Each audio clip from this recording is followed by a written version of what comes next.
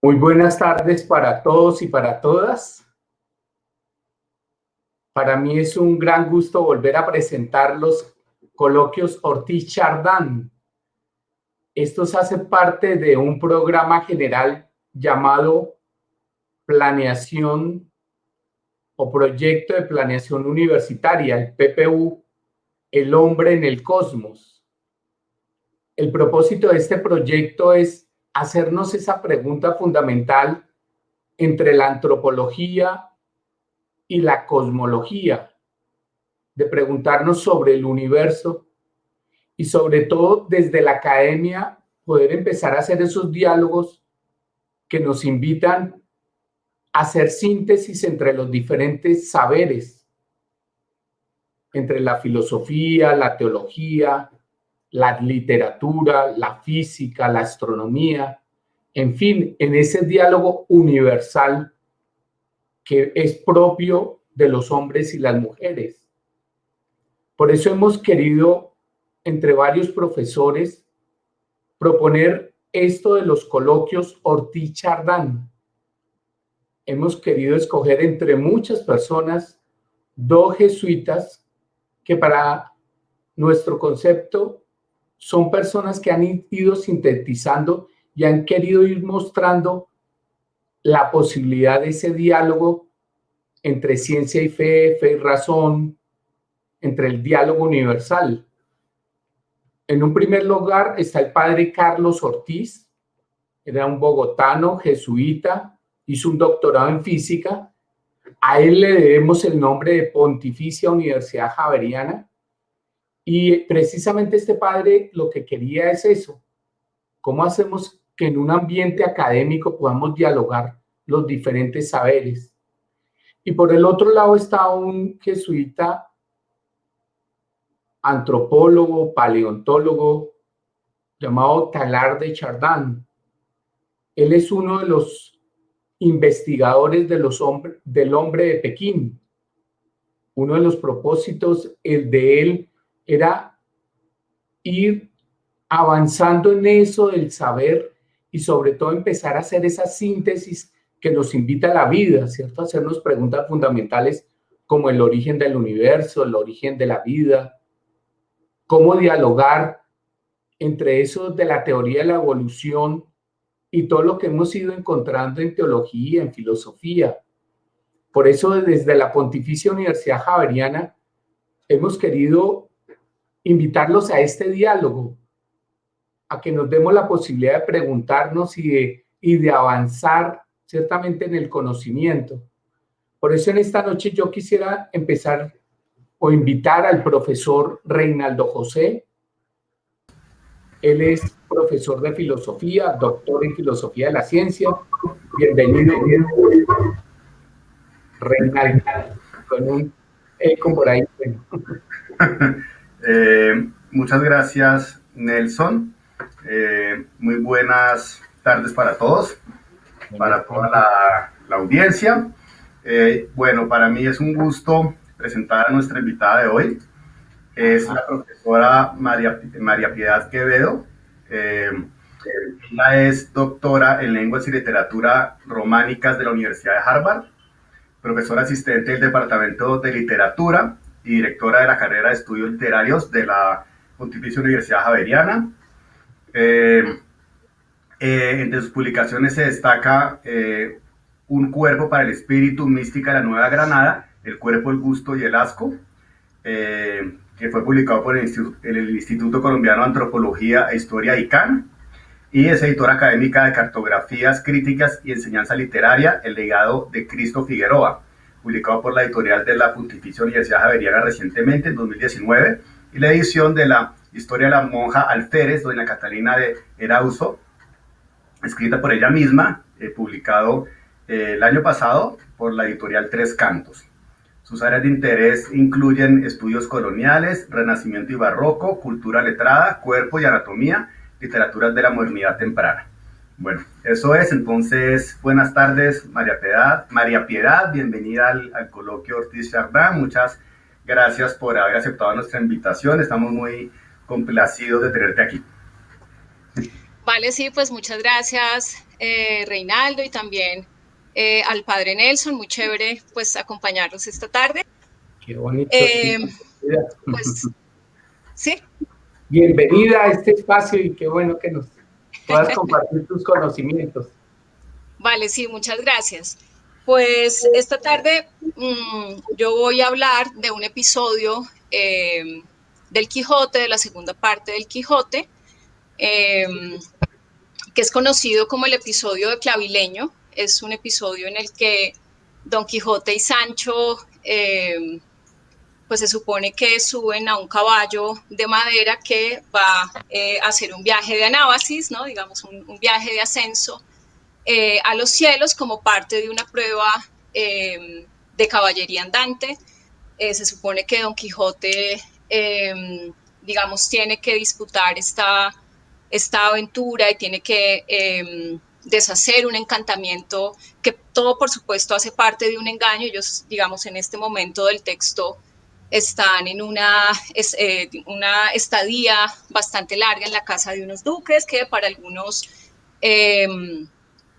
estudiosos de Cervantes, pues, digamos, han interpretado como una postura crítica de Cervantes respecto, por ejemplo, al ocio de la aristocracia, ¿no? Entonces estos duques realmente no hacen nada más que idear un montón como de patrañas y de engaños a Don Quijote para burlarse, pues, como de toda esta locura suya sobre la caballería andante, y entre esos entonces se inventan que hay unas damas que han sido embrujadas por este mago maléfico que se llama Malambruno, y entonces les han crecido barbas.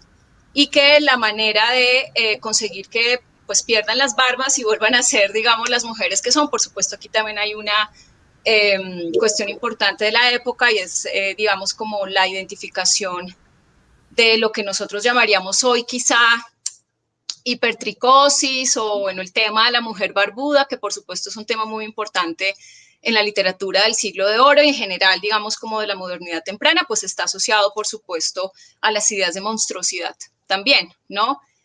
Sin embargo, pues también se asocia mucho la mujer barbuda con la hechicería. Entonces, por ahí, por ejemplo, a Celestina también la llaman mujer barbuda.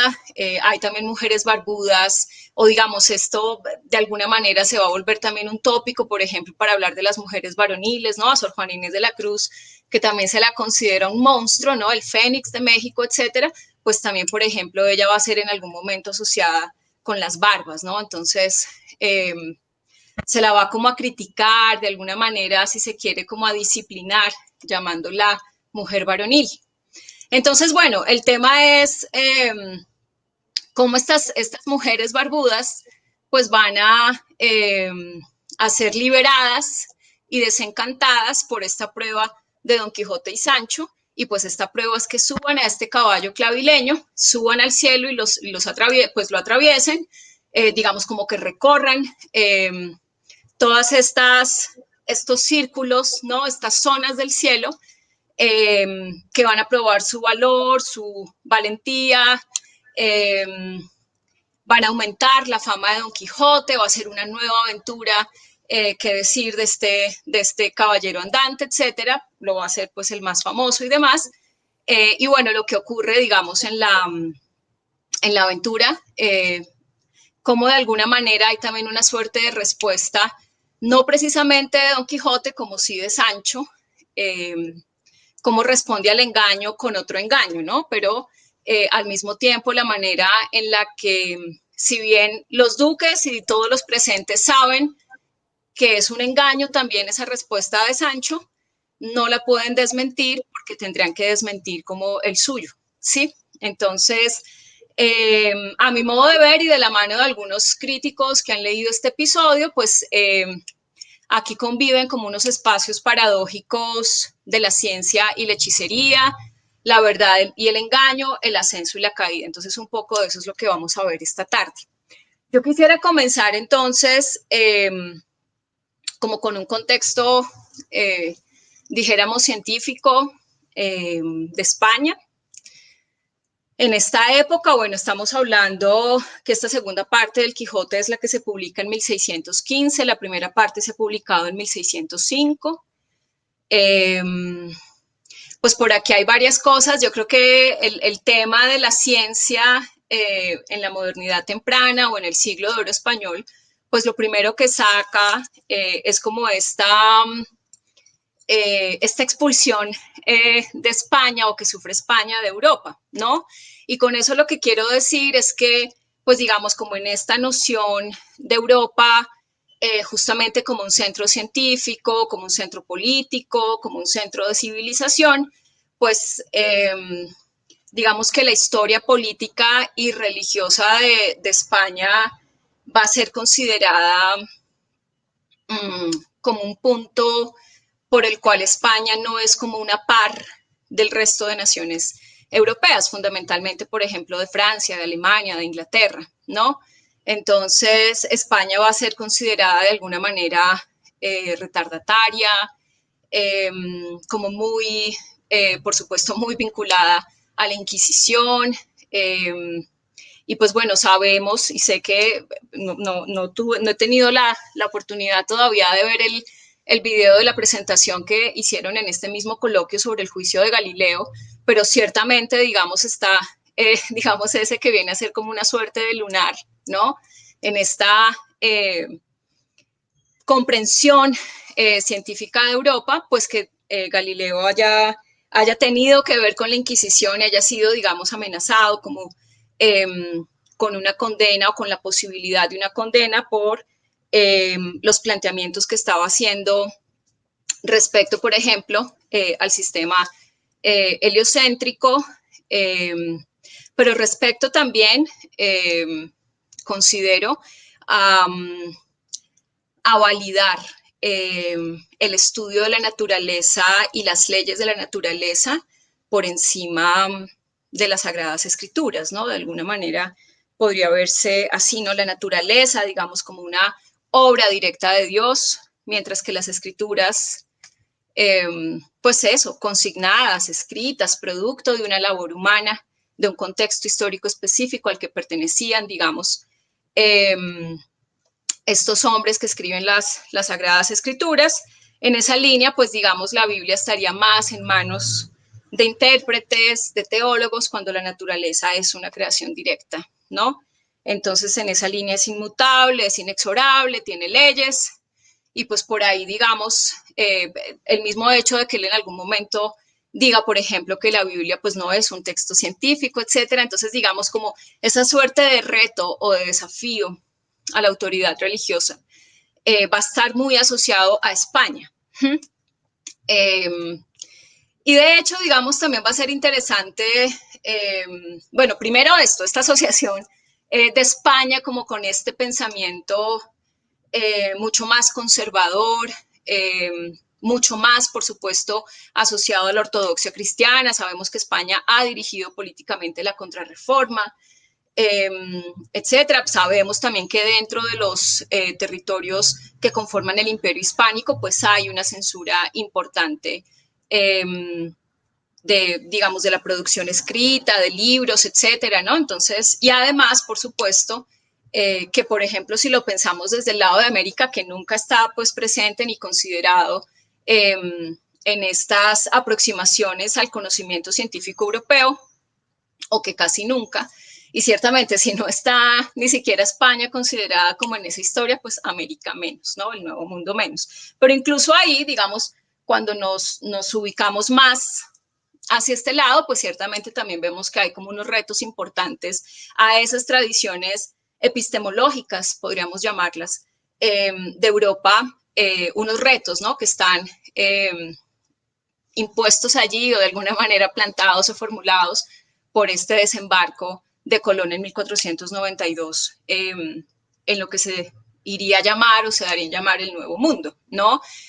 Una de las cosas respecto, por ejemplo, al tema que nos ocupa hoy, pues tiene que ver a que, pues, digamos, con que el cielo americano era distinto, ¿no? Incluso varios textos del siglo XVI, pues, van a dar cuenta de esta constelación que llaman crucero, pues, que es la Cruz del Sur, ¿cierto?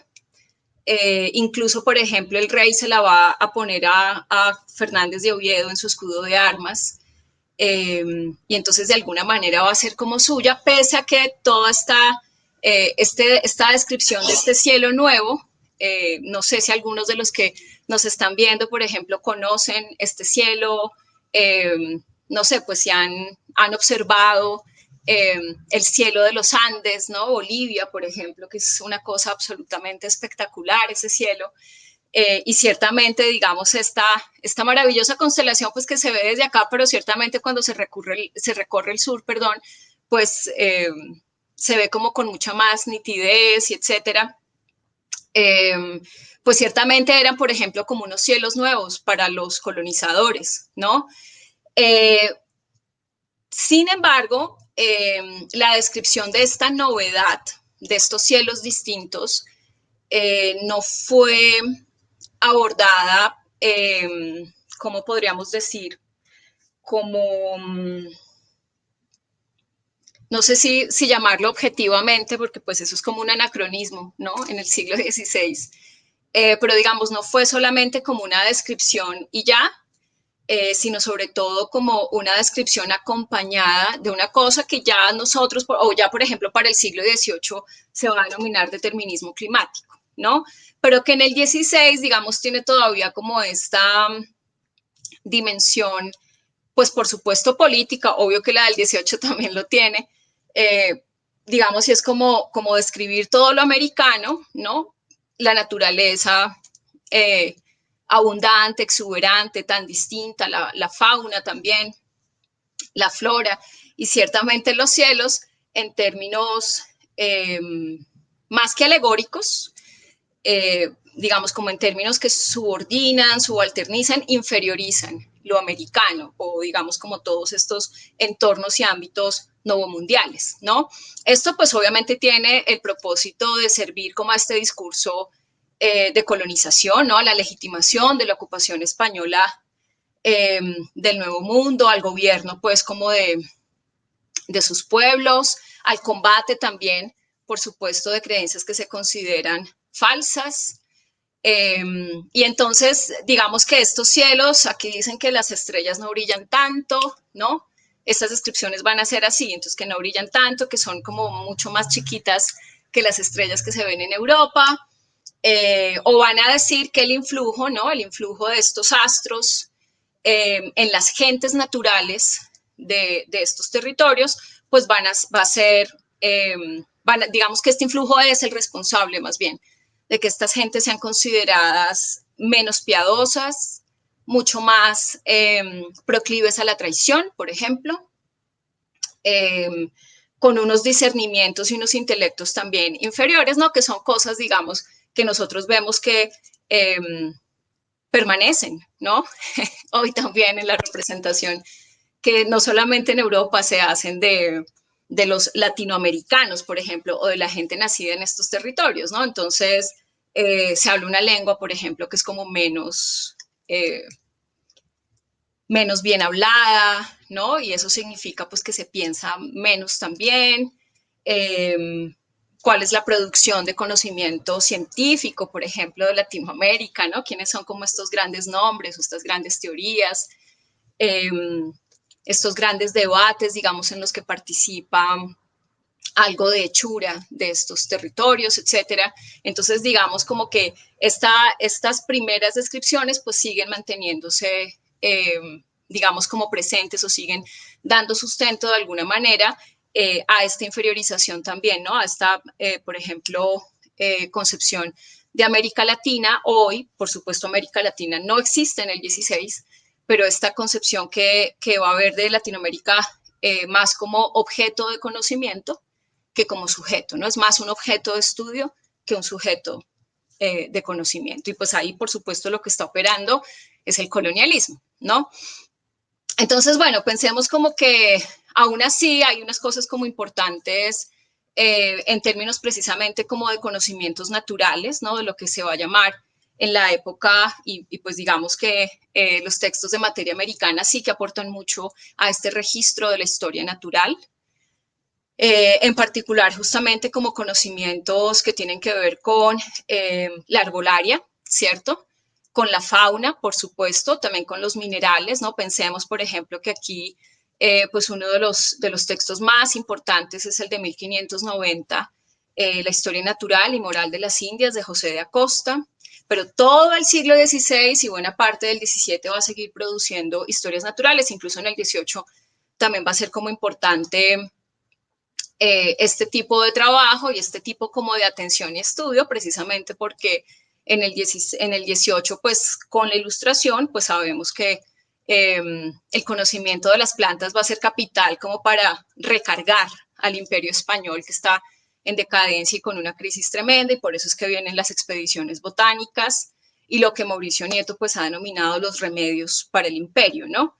Digamos, es como hay una recarga de este colonialismo, de clasificar y de inscribir, digamos, como en esta catalogación taxonómica, las plantas americanas, borrando, por supuesto, los conocimientos nativos y solamente como pensándolas para vender, ¿no? Como esta mercancía, esta relación también entre comercio o práctica mercantil y ciencia para vendérselas a las potencias rivales de España, ¿no? Y ahí, digamos, como tener este capital político y económico a su favor.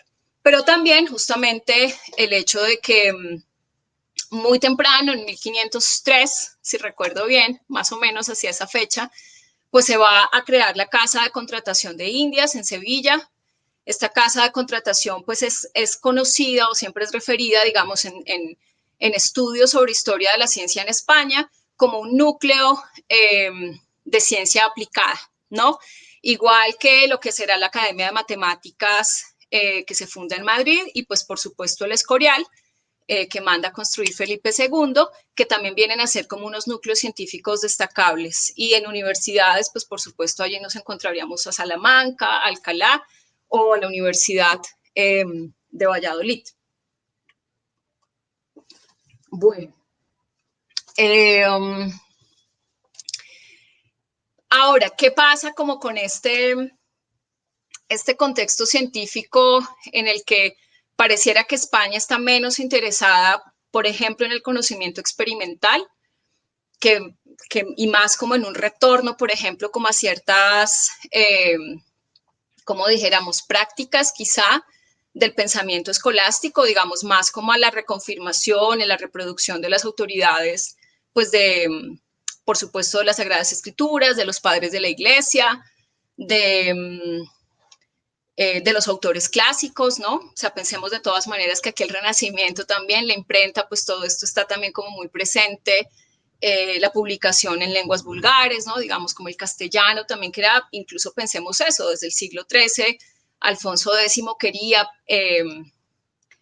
como establecer el castellano como una lengua de conocimiento, ¿no? Que es como todo el proyecto de la General Historia, por ejemplo, que esa sería como una primera enciclopedia en realidad, ¿no?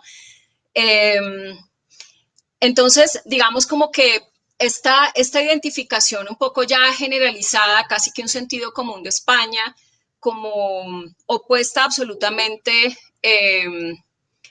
a los avances de la ciencia o al conocimiento empírico, pues a mí me resulta por lo menos paradójica, ¿no? Creo que también tiene que ver justamente como con esa posibilidad de siempre es necesario oscurecer algo para, ¿no? La Edad Media se oscurece para el Renacimiento, el Barroco se oscurece para la Ilustración, ¿no? España se oscurece también como para el resto de potencias europeas, incluso por ejemplo aquí en el 19 la colonia se oscurece porque es la época de dominio español y los criollos quieren mostrar también que hay como una luz republicana, ¿no? Que por supuesto es criolla. Entonces, bueno, hay que decir que en todo caso este conocimiento empírico está presente en España también, ¿no? Quizá de pronto en otros registros volvemos a pensar lo que ocurre con el Nuevo Mundo, ¿no? O sea, hay un episodio del Quijote que es leído, por ejemplo, también como desde Ptolomeo, que es el episodio del barco encantado, la aventura del barco encantado, que está también en la segunda parte del Quijote. El capítulo, vengan, les digo cuál es el capítulo 29, y allí pues Don Quijote está citando a Ptolomeo, ¿no? Entonces, claro, uno podría decir, España está muy atrasada, sí, para 1615 Cervantes está poniendo a Ptolomeo como la gran autoridad, pues como del conocimiento, dijéramos, astronómico, quizá, puede ser, cosmográfico. Ahí ya ustedes me corregirán en el momento de las intervenciones, Reinaldo, el padre Nelson, bueno, los otros y el público. Pero ya, por ejemplo, en la relación del tercer viaje de Colón, él mismo, ¿no? Está ya poniendo en duda todo eso, ¿no? Y estamos hablando que todavía no se ha acabado el siglo XV, ¿no? Pues por supuesto, ya está muy, muy cerquita de terminarse. Pero es interesante porque es justamente cómo él quiere situar ese nombre propio en esta historia de la ciencia, ¿no? En esta historia de las autoridades epistemológicas, ¿no? Y por supuesto que hay un contexto aquí bien interesante también de Colón, porque él escribe esta relación mientras está yendo de regreso a encontrarse con los reyes, ha sido apresado y está encadenado, dice él, ¿no? Incluso cuando ya desembarcan y le dicen, bueno, lo vamos a desencadenar para que se encuentre con los reyes, él no, quiero que me vean encadenado, que vean cómo me están tratando, ¿no? Y esto es porque en efecto, pues él considera que hay como toda una campaña de desprestigio en su contra, de acusaciones falsas que en realidad diríamos que no son tan falsas tampoco, pero pues ciertamente digamos como que una cosa es ser navegante y otra cosa es ya ser gobernador, ¿no? Y el asunto del gobierno, así como despunta en este episodio o en esta relación del tercer viaje de Colón, despunta también en este episodio de Clavileño.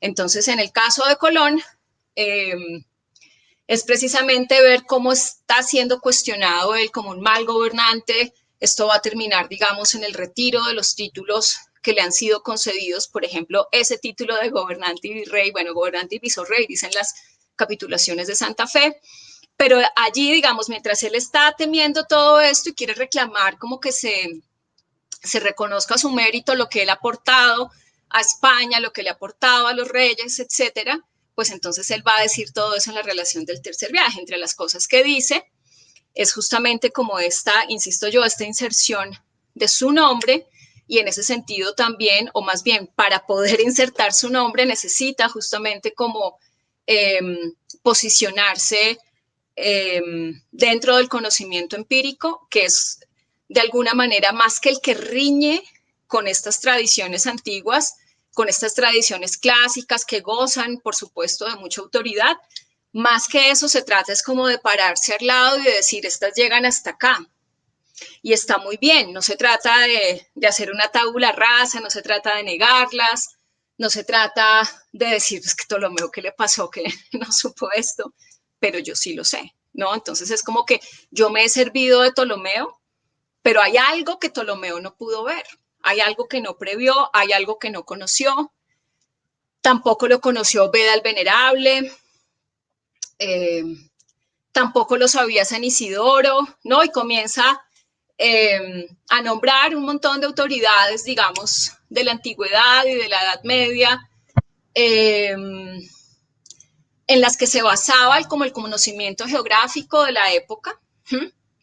Y él dice, pues que yo sepa, incluso pues en la relación del tercer viaje están también presentes algunos libros proféticos de la Biblia, el libro de Daniel, por ejemplo, ¿no? Entonces, él allí, por ejemplo, va a señalar eso, ¿no? Cómo estaba anunciado en la Biblia que alguien iría a ganar unas tierras para España, ¿no? Y pues obviamente, ¿quién es este pechito que se llama Colón, cierto?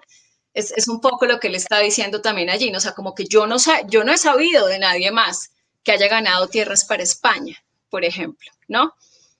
Y esto, insisto, o sea, esto no lo podía ver Colón, no lo podía ver Ptolomeo, esto no lo sabía Beda, etcétera, y es cuando él estaba describiendo la ubicación geográfica precisa del paraíso terrenal, ¿no? Y sabemos que esto pues está antecedido de una descripción muy sonora y digamos a mí me gusta mucho y he venido trabajando un poco esa descripción de Colón, del sonido del agua, del ruido atemorizante y terrible del agua, y en ese sentido de la metáfora, de la navegación, de la relación de esta figura de la navegación con el gobierno. Nuevamente es una figura, además una relación que está súper vigente hoy también,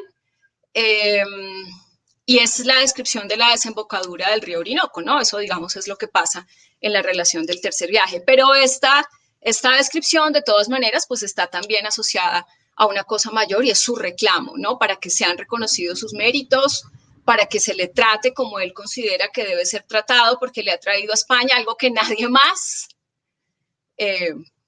pues volvió a darle a España, que son tierras nuevas, ¿no? Hay una España más allá del mar. Esto, ¿cómo? Si España era esta, ¿no? Recién nada más estaban celebrando la recuperación de todos estos territorios, entre comillas, invadidos por 8 siglos por los árabes, ¿no?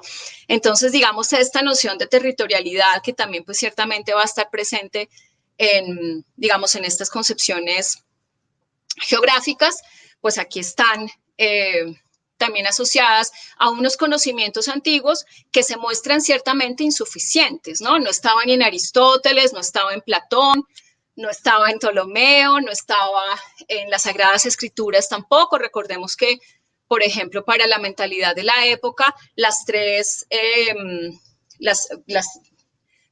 zonas o los 3 continentes que hasta ese momento se creía que existían, pues estaban también asociados a los 3 hijos de Noé. Entonces aparece este cuarto continente, este cuarto pedazo de tierra o este cuarto mundo, y pues como así si no había un cuarto hijo, ¿no?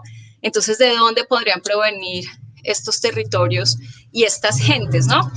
Entonces, por supuesto que hay aquí como un desafío a estas maneras de entender y de explicar como el mundo, y por supuesto que van a surgir muchas teorías, etcétera, y ahí, digamos, en medio como de esa, si se quiere, crisis, también de esa creatividad para explicarlo, pues va a estar, digamos, no solamente ubicado Cervantes, sino incluso antes de Cervantes otros autores, aquí fundamentalmente los que están escribiendo sobre América, etcétera, pero también desde otros lados de Europa, ¿no? No se está escribiendo sobre esto solamente en castellano o en latín, ¿no? Entonces, bueno, creo que esto también es importante, como porque casi nunca cuando se habla de España, de la historia de España, pues como que se toma en serio qué es lo que pasó o se visibiliza más bien como pues lo que sucedió, digamos, como en el Nuevo Mundo, ¿no? Hay que decir también pues que Cervantes está muy interesado en América y que aplica al menos 2 veces a cargos administrativos del imperio, pues les son negados. Otros autores sí, como Mateo Alemán, por ejemplo, sí van a venir a América. Incluso Cervantes alcanza a aplicar a un cargo en el nuevo reino de Granada, ¿no? Y bueno, no lo consigue. Pero pensemos también que en este contexto, pues por supuesto no todo está dominado como por la aparición del Nuevo Mundo, por este desembarco en el Nuevo Mundo, pero ciertamente pues hay muchas cosas. La casa de contratación podríamos decir que es casi impensable sin que Colón haya llegado a la Española, ¿cierto? Al igual que el Escorial, por ejemplo, ¿no? Pero al mismo tiempo también, pues digamos que este texto en particular, el Quijote, que viene a ser, pues por supuesto, bueno, se habla como de muchos hitos importantes de este texto, ¿no? El hecho de que es el libro en castellano más leído y editado, el más famoso, no necesariamente el más leído, ciertamente, pero digamos como la gran novela, ¿no? Incluso se habla de la novela universal o de la mejor novela de todas, etcétera, ¿no? Digamos como con estas cosas así súper canónicas y monumentalizadoras y tal. Pero, y digamos que en general, nosotros hoy, en un sentido de cuál es la presencia del Quijote o qué podría decir la gente del Quijote hoy, pues ciertamente tendríamos que hablar entonces de una historia que habla de un señor, ¿no? Ya algo entrado en años, un hidalgo empobrecido, que de tanto leer libros de caballerías incluso ha preferido vender parte de su hacienda para comprar libros de caballerías y leerlos, pues ha quedado un poquito tocado, ha perdido el juicio y ha decidido también vivir como los personajes de sus libros, ¿no? Y convertirse entonces en caballero andante. En un momento muy importante, y en ese sentido, perdón, antes de eso, en ese sentido el libro sería una suerte de parodización de los libros de caballería. Sabemos que a lo largo del 16 y el 17, pues va a haber, por ejemplo, como una corriente de literatura devocional muy importante, incluso también de versiones de líricas profanas, versiones a lo divino de la lírica amorosa, por ejemplo. Entonces hay un Garcilaso a lo divino y estas cosas, por supuesto, pues que están, ¿no? El 16 tiene como los autores más importantes, ciertamente, de poesía, pero digamos de poesía espiritual, ¿no? Está la Grandiosa, Santa Teresa, está San Juan de la Cruz, está Fray Luis de León, por mencionar solo tres, pero hay que decir que España también tiene una producción muy importante en libros, manuales, devocionarios, ¿no? El abecedario espiritual, en fin, digamos, hay como una producción significativa de textos de índole espiritual.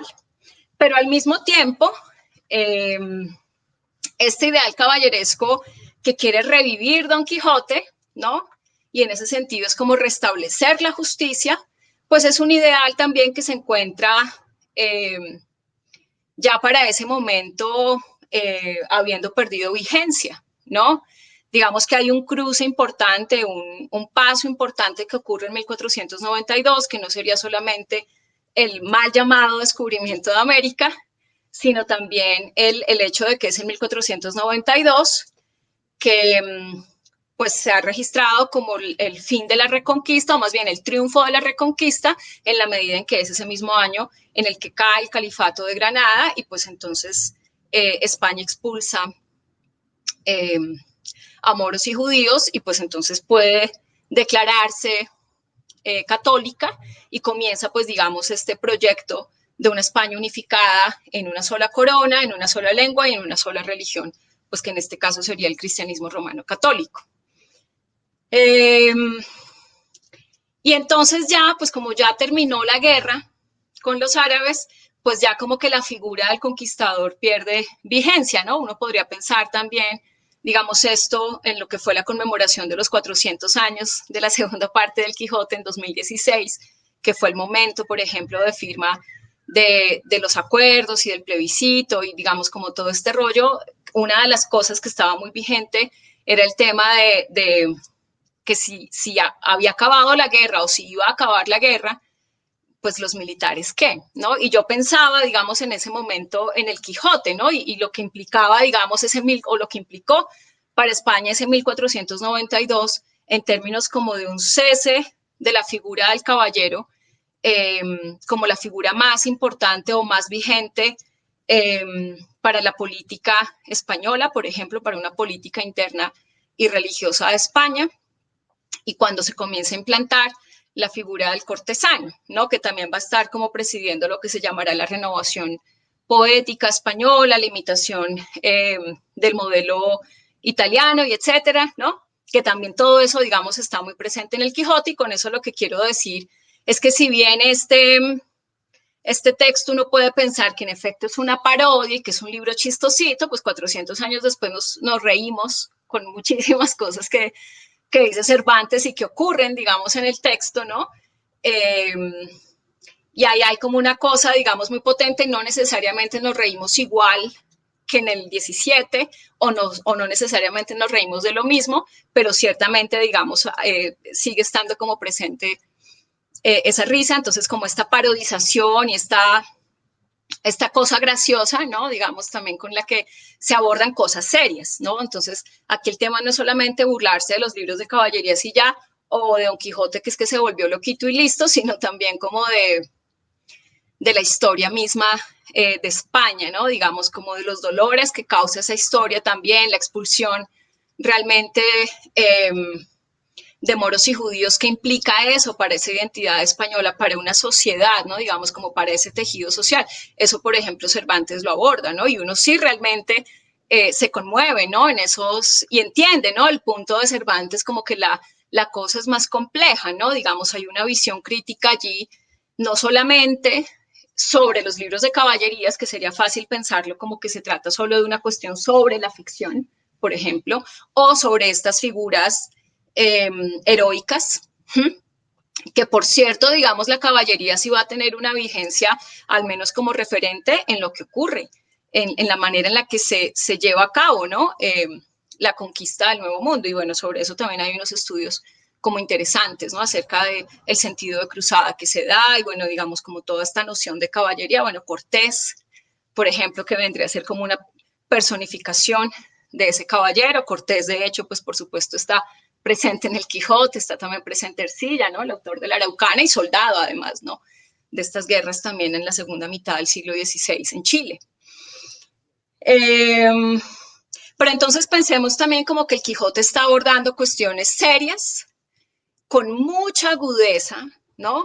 Con mucho filo, y por lo mismo esa risa también sigue vigente porque es digamos, como una interrogación intensa, profunda sobre el poder imperial, ¿no?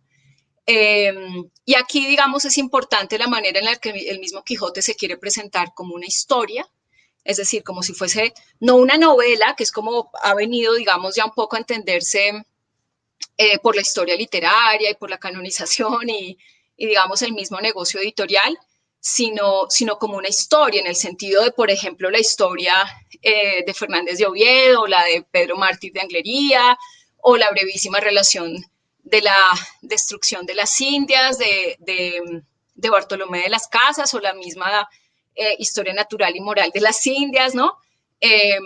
También esta relación entre historia y poesía, que por ejemplo puede estar en el registro épico como la Araucana, ¿no? Que va a ser desde el momento de su publicación, digamos, la primera parte es 1569, pues ya es el modelo de la épica renacentista española, ¿no? Y hay también una profusión de poemas épicos que se escriben en España, no solo de materia americana, sino de la historia misma de España, ¿no? Y digamos, de España como en la península, en territorio peninsular.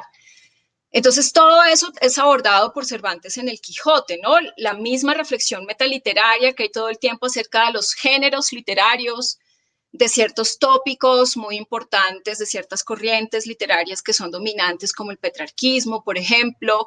Pero también aquí hay una cuestión importante, y es esa relación de Cervantes con la ciencia, ¿no? Entonces sabemos que el papá de Cervantes era cirujano, hay episodios en donde nos damos cuenta del conocimiento anatómico que tiene Cervantes, ¿no? De las disecciones que hace Cervantes, por ejemplo, en el Quijote, ¿no? Hay un episodio muy lindo también en esta segunda parte. Bueno, muchos dicen que Cervantes se ensaña con Don Quijote en la segunda parte, realmente sí le pasan unas cosas, pobrecito Don Quijote, ¿no? Entonces hay uno en el que queda colgando de la mano, y aquí hay como toda una disección, pensemos la mano también, lo que es para Aristóteles, ¿no? Que es como el miembro más humano de todo el cuerpo. También lo que van a decir otros tratados de la época respecto a la mano, la importancia que tiene la mano también en relación, por ejemplo, con el gobierno, como en la disección lo que se considera más como difícil, más exigente, lo que puede generar incluso como más prestigio, es hacer la disección de una mano por todas las terminaciones nerviosas y demás. Entonces por ahí tenemos como los casos del mismo Vesalio, ¿no? En la portada de su De Humanis Corporis Fabrica está diseccionando una mano, o las pinturas de Rembrandt, ¿no? Que está también mostrando la disección de una mano, etcétera. Entonces como Cervantes hace también una disección de una mano, por ejemplo, pero también hay otras disecciones en otros textos suyos, pero aquí, por ejemplo, me atrevería a señalar como esa. También el hecho de que, pues, digamos, aquí también hay como una persistencia de esta noción del cuerpo en términos de los humores, ¿no? La teoría hipocrático-galénica, y por ahí, digamos, habría que señalar la vigencia de este texto de Juan Huarte de San Juan, que se llama Examen de Ingenios para las Ciencias, ¿no? Que, digamos, se ha señalado muchas veces como esta relación, este conocimiento que tiene Cervantes de este texto y la manera en que lo incorpora al Quijote, fundamentalmente, digamos, como en la caracterización de su mismo héroe, ¿no? de Don Quijote como un héroe melancólico. Entonces, bueno, digamos como o cuando se pone colérico, digamos, ¿no? O también como comprensiones de otros personajes que pueden ser considerados flemáticos, etcétera. Digamos como que por ahí también está esa vigencia, ¿no? De este conocimiento, y por ahí incluso también como que se ha venido a decir que por culpa de Duarte de San Juan, de la importancia que va a tener este texto para la literatura del siglo de oro, entonces como que eso demuestra que España estaba súper atrasada como en la concepción del cuerpo de una manera más moderna, ¿no? Digamos que es justamente lo que se supone que ocurre con Vesalio y con, digamos, la ciencia que viene, la ciencia médica que viene a partir de allí. Si bien Vesalio, por ejemplo, mantiene también como ciertas cosas todavía de Galeno, a pesar de que él sabe que no es así, ¿no? De que ya ha hecho la disección y aún así, digamos, mantiene ciertos órdenes que tienen que ver, digamos, como con esas concepciones del cuerpo. Además eso, ¿no? El mismo hecho de que se conciba el cuerpo como un conjunto de órganos, ¿no? Es también como una cuestión importante. Y por supuesto el arbolario, o sea, lo podemos pensar, por ejemplo, en un capítulo en donde Don Quijote ha tenido, bueno, una victoria que ciertamente a todos nos sorprende, esto sí es en la primera parte, una victoria contra el vizcaíno, ¿no? Y ha quedado herido de una oreja y le está sangrando mucho, y unos cabreros le hacen un emplasto con romero, ¿no? Y le curan. Pero él dice como que no, pero estos emplastos no, porque para eso está el bálsamo de Fierabras, ¿no? Perdón, Fierabras. Y pues el bálsamo de Fierabras es digamos, como un ungüento mágico de los libros de caballerías. Entonces hay esta parodización, pero al mismo tiempo como que se introducen también como ciertos conocimientos de las plantas. Habría que decir entonces que en términos justamente como de las concepciones del cielo, quizá un primer capítulo o un primer episodio que nos podría llevar allá, pues está en la primera parte del Quijote, en el capítulo 12, cuando se está hablando, es una historia pastoril preciosa, que es la historia de Marcela y Grisóstomo. Marcela es una pastora, Grisóstomo pues es un pastor, todos son pastores fingidos, o bueno, estos son pastores fingidos en el Quijote. Marcela es una mujer, hija de un hombre rico del pueblo, muy linda, pero pues ella no le interesa como saber nada de amores ni nada, digamos, personifica como a la desamorada, ¿no? Pero pues todos la persiguen, todos la aman, y ella ha decidido retirarse del mundo con sus ovejitas, y pues la acompañan entonces también otras amigas que también entonces se vuelven pastoras y tienen también sus ovejitas y van a pastar a las ovejitas y pasan, como ella misma dice, en decente coloquio o decente conversación, honesta conversación, pasan los días pastando a sus ovejitas. Y entonces Grisóstomo es un alumno, digamos, como un estudiante universitario dedicado justamente a la observación de los fenómenos celestes, a la interpretación de los fenómenos celestes y naturales, digamos, por ahí también hay como algo de astrología. Y pues cuando ve a Marcela queda totalmente enamorado de Marcela, renuncia a los estudios, se hace pastor, la persigue, finalmente se suicida.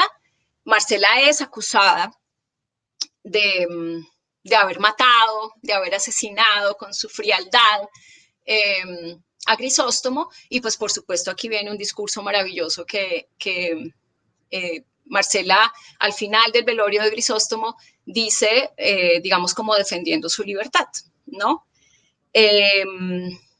Aquí lo importante, digamos, es cómo Cervantes antecede este episodio del funeral de Grisóstomo en el encuentro con unos cabreros, y estos cabreros le cuentan a Don Quijote esta historia, y entonces hablan de la mamá de Marcela y hablan de la misma Marcela y todo eso, pero en términos que aluden también como a cierto conocimiento de los cielos, de los eclipses, de las relaciones entre el sol y la luna.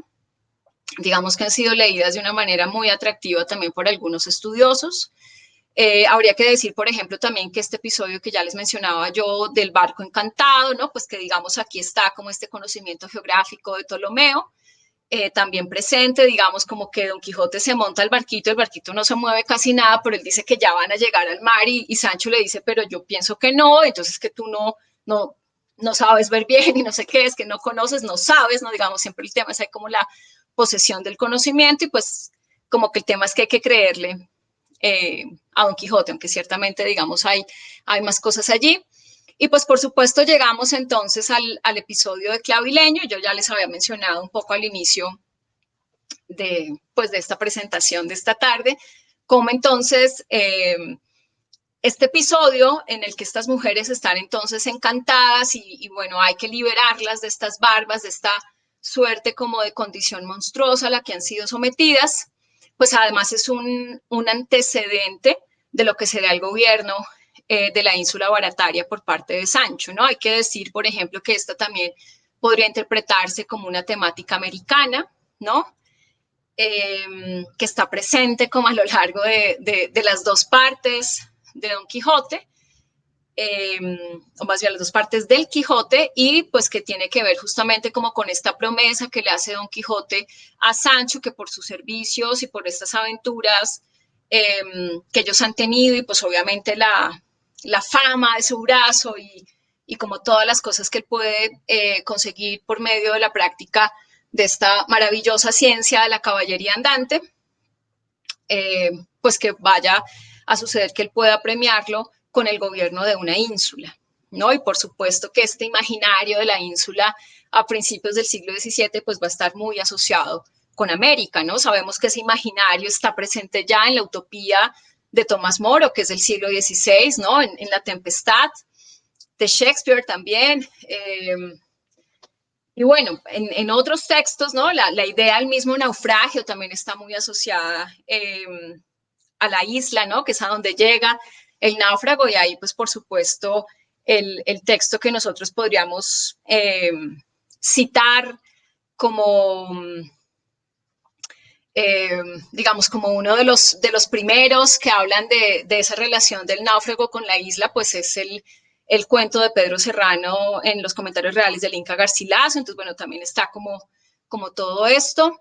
Y por supuesto, entonces, esta ínsula, insisto, como en la manera en la que este ascenso y esta caída de Clavileño, pues va a tener relación entonces con el gobierno de Sancho Panza, ¿no? Entonces ya les había mencionado yo como las barbas, por ejemplo, están asociadas con la hechicería, obviamente pues con la hechicería y con lo femenino, porque lo usual, digamos, no sería la asociación entre lo femenino y las barbas, ¿no? De hecho, las barbas son consideradas como una característica masculina, razón por la cual a los nativos del Nuevo Mundo se les consideraba feminizados, ¿no? O se los feminizó porque carecían de barba, ¿no? Y de hecho en los códices, por ejemplo, y en representaciones muy tempranas de los colonizadores, una característica específica va a ser la barba de los colonizadores, ¿no?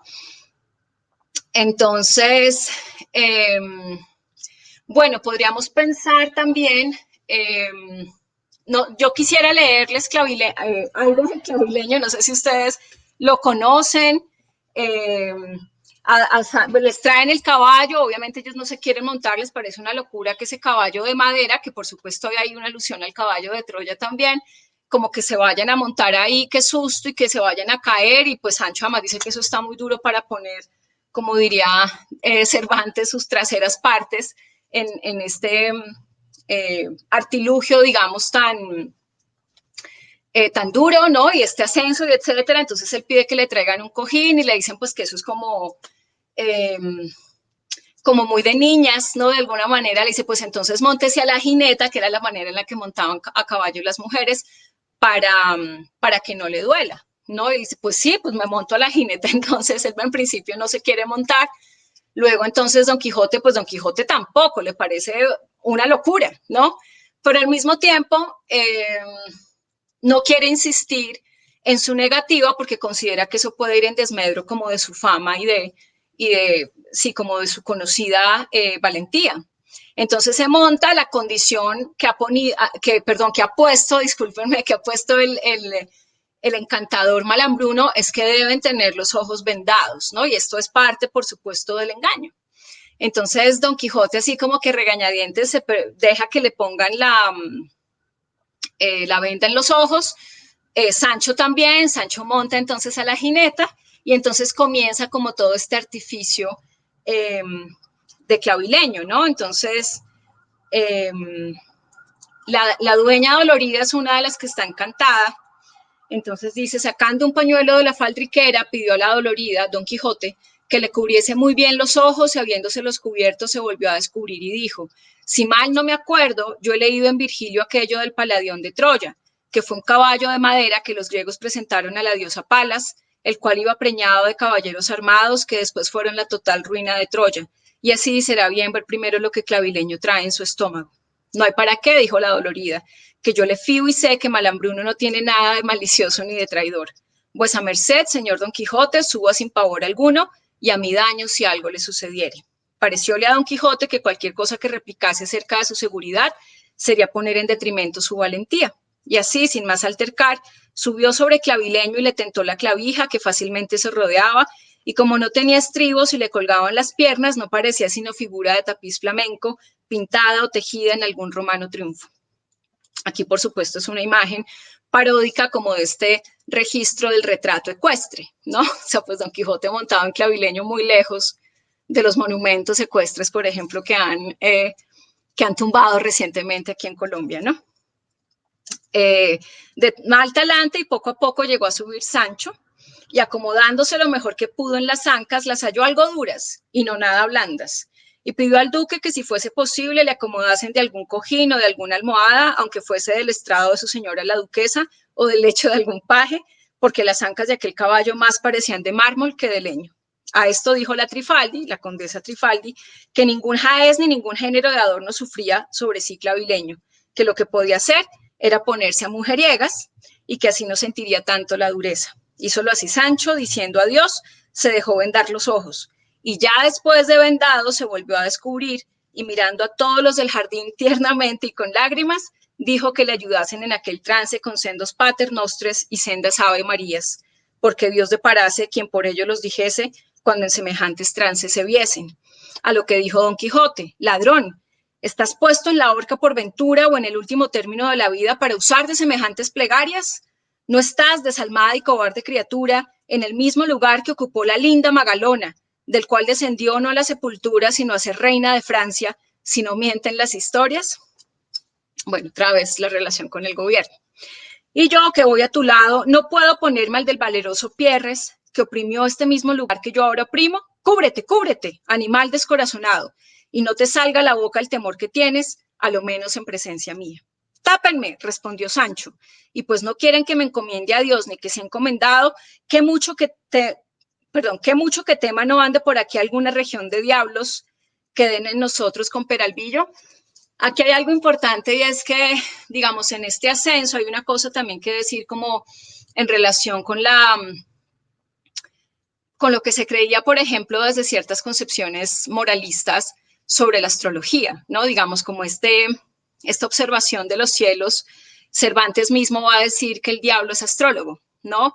Y en esa línea, digamos, como que todo el que sube, ¿no? Y ahí tenemos unos mitos también muy vigentes en el Renacimiento, Ícaro, Faetón, por ejemplo, ¿no? Aquellos que suben, pues tienen una caída terrible, ¿no? Digamos, y esta caída es un castigo a su osadía, es un castigo a su ambición, ¿no? A querer conquistar un elemento que no es el elemento humano, digamos, ¿no? Que sería la tierra, sino conquistar el cielo, el aire, los vuelos, ¿no? Son también asociados a la brujería. Pensemos, por ejemplo, en el caso de Juana García en El Carnero, escrito por Rodríguez Freile, un escritor santafereño, bogotano, diríamos hoy, en el siglo XVII. Como la brujería, las brujas, bueno, sabemos que las brujas vuelan, ¿no? Digamos, esa es la tradición. Y entonces en esa línea estos vuelos, y si lo pensamos incluso sobre madera, con mayor razón, van a estar asociados, digamos, como con esta transgresión, incluso como con este pecado, ¿no? Entonces, bueno, continuemos. Cubriéronse y sintiendo Don Quijote que estaba como había de estar, tentó la clavija y apenas hubo puesto los dedos en ella, cuando todas las dueñas y cuantos estaban presentes levantaron las voces diciendo, Dios te guíe, valeroso caballero, Dios sea contigo, escudero intrépido. Ya vais por esos aires, rompiéndolos con más velocidad que una saeta. Ya comenzáis a suspender y admirar a cuantos desde la tierra os están mirando. Tente, valeroso Sancho, que te bamboleas. Mira, no caigas, que será peor tu caída que la del atrevido mozo que quiso regir el carro del sol su padre. Bueno, ahí tenemos a nuestro querido Faetón, ¿no? Comparado con Sancho, pues por supuesto produce mucha risa, ¿no? Pero bueno, continuemos. Oyó Sancho las voces y apretándose con su amo y ciñéndole con los brazos, le dijo, Señor, ¿cómo dicen estos que vamos tan altos? Si alcanzan acá sus voces y no parecen, sino que están aquí hablando junto a nosotros. No repares en eso, Sancho, que como estas cosas y estas volaterías van fuera de los cursos ordinarios, de 1000 leguas verás y oirás lo que quisieres. Y no me aprietes tanto, que me derribas. Y en verdad que no sé de qué te turbas ni te espantas, que osaré jurar que en todos los días de mi vida he subido en cabalgadura de paso más llano. No parece sino que no nos movemos de un lugar. Destierra, amigo, el miedo, que en efecto la cosa va como ha de ir y el viento llevamos en popa. Así es la verdad, respondió Sancho, que por este lado me da un viento tan recio que parece que con 1000 fuelles me están soplando. Por supuesto que, digamos, el episodio es muy gracioso también porque vemos que ellos se pillan la farsa, de alguna manera, ¿no? Como esta falsedad, pero al mismo tiempo se mantienen como dentro de este registro, ¿no? O sea, no son capaces de decir, me están engañando, me quito la venda y a ver, arreglemos cuentas, ¿no? Sino que continúan en ello. Y así era ello, que unos grandes fuelles le estaban haciendo aire. También trazada estaba la tal aventura por el duque y la duquesa y su mayordomo, que no le faltó requisito que la dejase de hacer perfecta. Sintiéndose pues soplar, Don Quijote dijo, sin duda alguna, Sancho, que ya debemos de llegar a la segunda región del aire, a donde se engendra el granizo y las nieves, los truenos, los relámpagos y los rayos se engendran en la tercera región. Fíjense que aquí comienza, digamos, o aquí está más bien, esta descripción como de la geografía del cielo. Bueno, geografía suena chistoso porque pues no está en la tierra, pero digamos como de estas capas del cielo, ¿no? Entonces la segunda región, donde se engendra el granizo y las nieves, los truenos y los relámpagos y los rayos que se engendran en la tercera región, y si es que de esta manera vamos subiendo, presto daremos en la región del fuego, y no sé yo cómo templar esta clavija para que no subamos donde nos abracemos. En esto, con unas estopas ligeras de encenderse y apagarse desde lejos, pendientes de una caña, les calentaban los rostros. Sancho, que sintió el calor, dijo, que me maten si no estamos ya en el lugar del fuego, o bien cerca, porque una gran parte de mi barba se me ha chamuscado, y estoy, señor, por descubrirme y ver en qué parte estamos. No hagas tal, respondió Don Quijote, y acuérdate del verdadero cuento del licenciado Torralba, a quien llevaron los diablos en volandas por el aire caballero en una caña, cerrando los ojos, y en 12 horas llegó a Roma, y se apeó en Torre de Nona, que es una calle de la ciudad, y vio todo el fracaso y asalto y muerte de Borbón, y por la mañana ya estaba de vuelta en Madrid, donde dio cuenta de todo lo que había visto. El cual asimismo dijo que cuando iba por el aire, le mandó el diablo que abriese los ojos, y los abrió, y se vio tan cerca, a su parecer, del cuerno de la luna, que la pudiera asir con la mano, y que no osó mirar a la tierra por no desvanecerse. Así que, Sancho, no hay para qué descubrirnos, que el que nos lleva a cargo, él dará cuenta de nosotros. Y quizá vamos tomando puntas y subiendo en alto, para dejarnos caer de una sobre el reino de Candaya, como hace el Sacre o Neblí sobre la Garza, para cogerla por más que se remonte. Y aunque nos parece que no a media hora que nos partimos del jardín, créeme que debemos de haber hecho gran camino. Bueno, de nuevo, como estas referencias constantes, podríamos decir, o al menos frecuentes de Don Quijote a la brujería y a los hechizos, ¿no? Y estas volaterías, el uso de la palabra volaterías, que tiene justamente relación también con lo brujeril. Bueno, continuemos. No sé lo que es, respondió Sancho Panza, solo sé decir que si la señora Magallanes o Magalona se contentó de estas ancas, que no debía de ser muy tierna de carnes. Todas estas pláticas de los dos valientes oían el duque y la duquesa y los del jardín, de que recibían extraordinario contento y queriendo dar remate a la extraña y bien fabricada aventura, por la cola de Clavileño le pegaron fuego con unas estopas y al punto, por estar el caballo lleno de cohetes tronadores, Don Quijote tenía razón, la barriga, ¿no?, de Clavileño estaba llena, no de los hombres de Troya, pero en este caso sí, perdón, no de los griegos, sino en este caso sí, pues de pólvora, ¿no? Voló por los aires con extraño ruido y dio con Don Quijote y con Sancho Panza en el suelo medio chamuscado. O sea, después de este ascenso han caído, ¿sí? En este tiempo ya se habían desaparecido del jardín todo el barbado escuadrón de las dueñas y la Trifaldi y todos y los del jardín quedaron como desmayados, tendidos por el suelo. Don Quijote y Sancho se levantaron maltrechos y mirando a todas partes quedaron atónitos de verse en el mismo jardín de donde habían partido y de ver tendido por tierra tanto número de gente. Y creció más su admiración cuando a un lado del jardín vieron hincada una gran lanza en el suelo y pendiente de ella y de 2 cordones de seda verde un pergamino liso y blanco, en el cual con grandes letras de oro estaba escrito lo siguiente: el ínclito caballero Don Quijote de la Mancha feneció y acabó la aventura de la condesa Trifaldi, por otro nombre llamada la dueña dolorida y compañía, con solo intentarla. Malambruno se da por contento y satisfecho a toda su voluntad, y las barbas de las dueñas ya quedan lisas y mondas, y los reyes, don Clavijo y Antonomasia, en su prístino estado. Y cuando se cumpliera el escuderil vápulo, bueno, supuestamente Dulcinea está encantada y Sancho la debe desencantar pegándose muchísimos látigos en las nalgas. Entonces ese es el escuderil vápulo. La blanca paloma se verá libre de los pestíferos gerifaltes que la persiguen y en brazos de su querido arrullador, que así está ordenado por el sabio Merlín, protoencantador de los encantadores.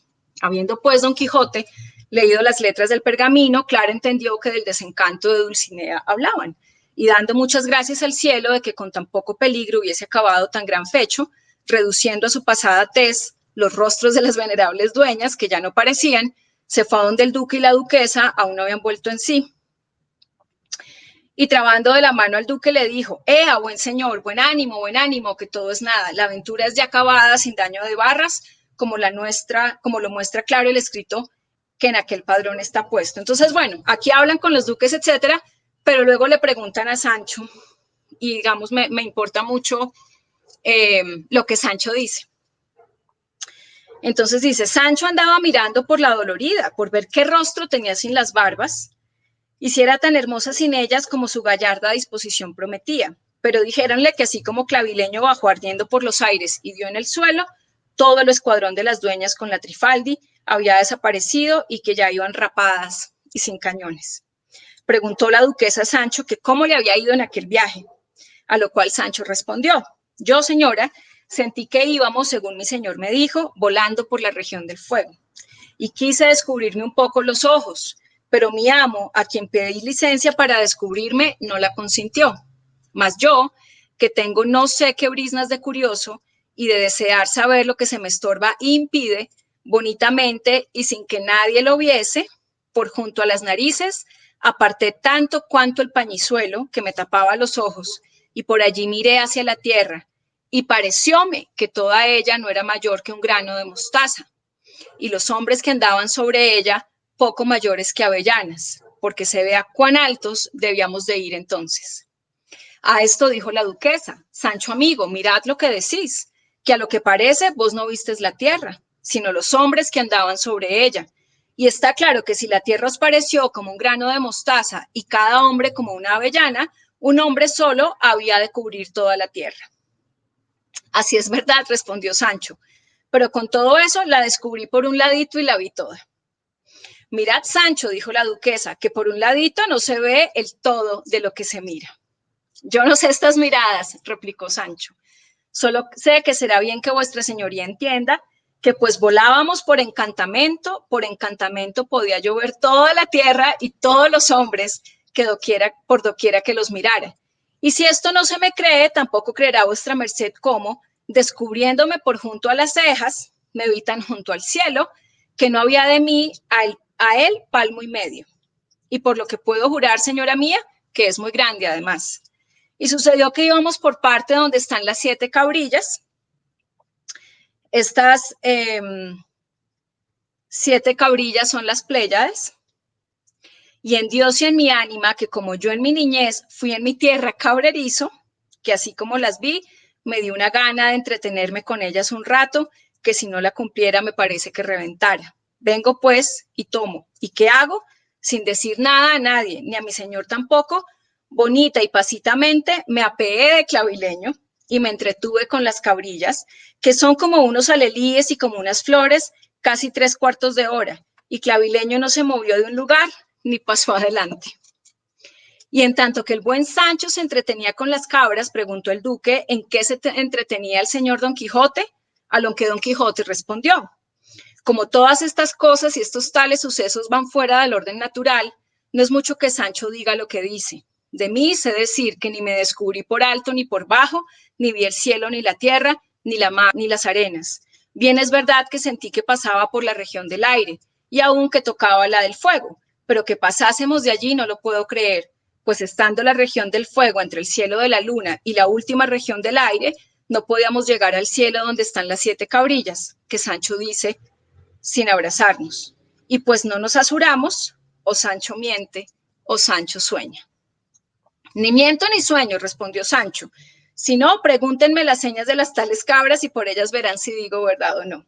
Dígalas pues, Sancho, dijo la duquesa. Son, respondió, las 2 verdes, las 2 encarnadas, las 2 azules y la una de mezcla. Nueva manera de cabras es esa, dijo el duque, y por esta nuestra región del suelo no se usan tales colores, digo, cabras de tales colores. Bien claro está eso, dijo Sancho. Sí que diferencia de haber de las cabras del cielo a las del suelo. Decidme, Sancho, ¿vistes allá entre estas cabras algún cabrón? No, señor, pero oí decir que ninguno pasaba de los cuernos de la luna. No quisieron preguntarle más de su viaje porque les pareció que llevaba a Sancho hilo de pasearse por todos los cielos y dar nuevas de cuanto allá pasaba sin haberse movido del jardín. En resolución, este fue el fin de la aventura de la dueña dolorida, que dio que reír a los duques no solo aquel tiempo, sino el de toda su vida, y que contara a Sancho siglos si los viviera. Y llegándose Don Quijote a Sancho, al oído le dijo: Sancho, pues vos queréis que os crea lo que habéis visto en el cielo, yo quiero que vos me creáis a mí lo que vi en la cueva de Montesinos, y no os digo más. Bueno, esa es entonces la aventura de Clavileño. Quisiera solamente hacer como unas anotaciones finales para ya dar paso a las preguntas. Sé que están un poco inquietos por esas, porque aborde las preguntas. Entonces, bueno, digamos que aquí lo que me interesa es como dar alguna escala siguiendo el trabajo, un trabajo de un estudioso de apellido Laina, como para finalizar entonces esta presentación. Entonces, bueno, pues según Sancho, Clavileño alcanza las puertas del cielo periférico donde está la morada de Dios. Esta sagrada cercanía se traduce en la transformación interna de Sancho, cuando descubre infusamente que los propósitos y empeños humanos son mera vanidad. Aquí él también, Lain está desarrollando esta lectura en clave justamente del gobierno de Sancho, ¿no? Que es lo que va a venir justamente después de esta aventura. Por supuesto, esta ínsula barataria, además, pues es la ínsula menos ínsula de todas, ¿no? Porque, digamos, no está rodeada de mar, sino pues es parte de las tierras del duque. Pero justamente como tanto ha soñado Sancho con el gobierno de la ínsula, con verse gobernador, ¿no? Aquí pensemos un poco también en Colón, pensemos también en todos los soldados y los españoles que vinieron al Nuevo Mundo a adelantar la conquista, porque pues era también una manera, digamos, de conseguir ascenso social y por supuesto conseguir dinero también. Entonces este gobierno de la ínsula, que es además una temática tan vigente y tan importante para la monarquía hispánica a lo largo del 16, del 17, digamos, como en toda su época imperial, si bien el esplendor imperial va a durar poco, digamos, es una cosa que está muy presente, por supuesto, en la mente de Carlos V, pero está también en la de Felipe II, los tercero y cuarto, que son los que, digamos, corresponderían al siglo XVII, por lo menos hasta la mitad del XVII, para como cubrir un poco estas épocas a las que Cervantes responde, digamos. Y en esa línea, pues este gobierno de la ínsula, ¿no? Que para Sancho es como una imagen idealizada de abundancia material, ¿no? De grandes comidas. Sabemos que ellos aguantan a lo largo de las dos partes del Quijote mucha hambre y Sancho siempre sueña con estar comiendo y cuando por fin pueden comer, como que él no quiere que se vayan de donde están comiendo también, por ejemplo, donde los duques. Pero también como de muchas riquezas. En algún momento Sancho se sueña negrero, ¿no? En la aventura, por ejemplo, de la princesa Micomicona, pues él se sueña tratante de esclavos, ¿no? También otra asociación, esta misma menciona Magallanes y Magalona, digamos que también nos hace como una resonancia americana, etcétera. Entonces, ciertamente el tema del gobierno está, pero lo que también se nos muestra es como esta suerte de desengaño barroco en Sancho, porque pues obviamente todo el tema del gobierno de la ínsula es pues otro montaje, digamos, otra burla construida para Sancho. Él no puede comer nada, digamos, él llega muy contento y hay un banquete espectacular que lo recibe, pero le dicen, tenemos una amenaza, alguien lo quiere envenenar, no puede comer nada, ¿no? Y así van a sumarse estos desengaños a lo largo de los días de su gobierno y pues él, digamos, como que de alguna manera vuelve como a su ser, ¿no? Digamos, como que reconoce y abraza su ser humilde, su origen, digamos, bajo, ¿no? El hecho de ser un campesino, de no aspirar, ¿no? De no aspirar como a estos ascensos que producen también unas caídas tan vertiginosas, etcétera. Sabemos además que el final de este gobierno es una caída de Sancho en la cima de Cabra, ¿no? Digamos, como otro descenso, así como el descenso de Don Quijote a la cueva de Montesinos. Entonces, bueno, aquí también están como involucrados, digamos, no solamente como estas imágenes del ascenso y la caída y estas tradiciones, digamos, y estos referentes culturales desde la religión, por ejemplo, o también desde espacios, dijéramos, de conocimiento civil, quizá, o profanos.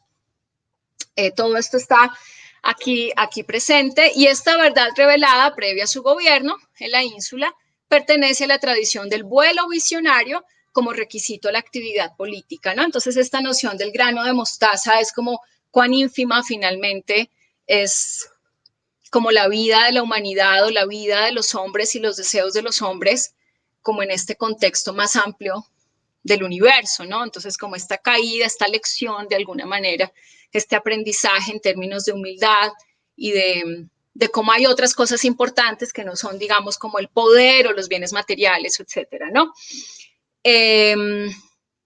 Entonces, en la República de Sancho, el cielo es previo, no es lo que se gana después de una vida en virtud, ¿no? Sino él ha ido al cielo antes de este gobierno, ¿sí? Mientras que en las repúblicas de Platón, de Cicerón, de San Agustín, terminan, ¿no? En el cielo. Entonces aquí es como que arranca con el cielo, aviso de una vanitas que desemboca en el desapego orgulloso del que ha visto, del que ha recibido graciosamente la revelación.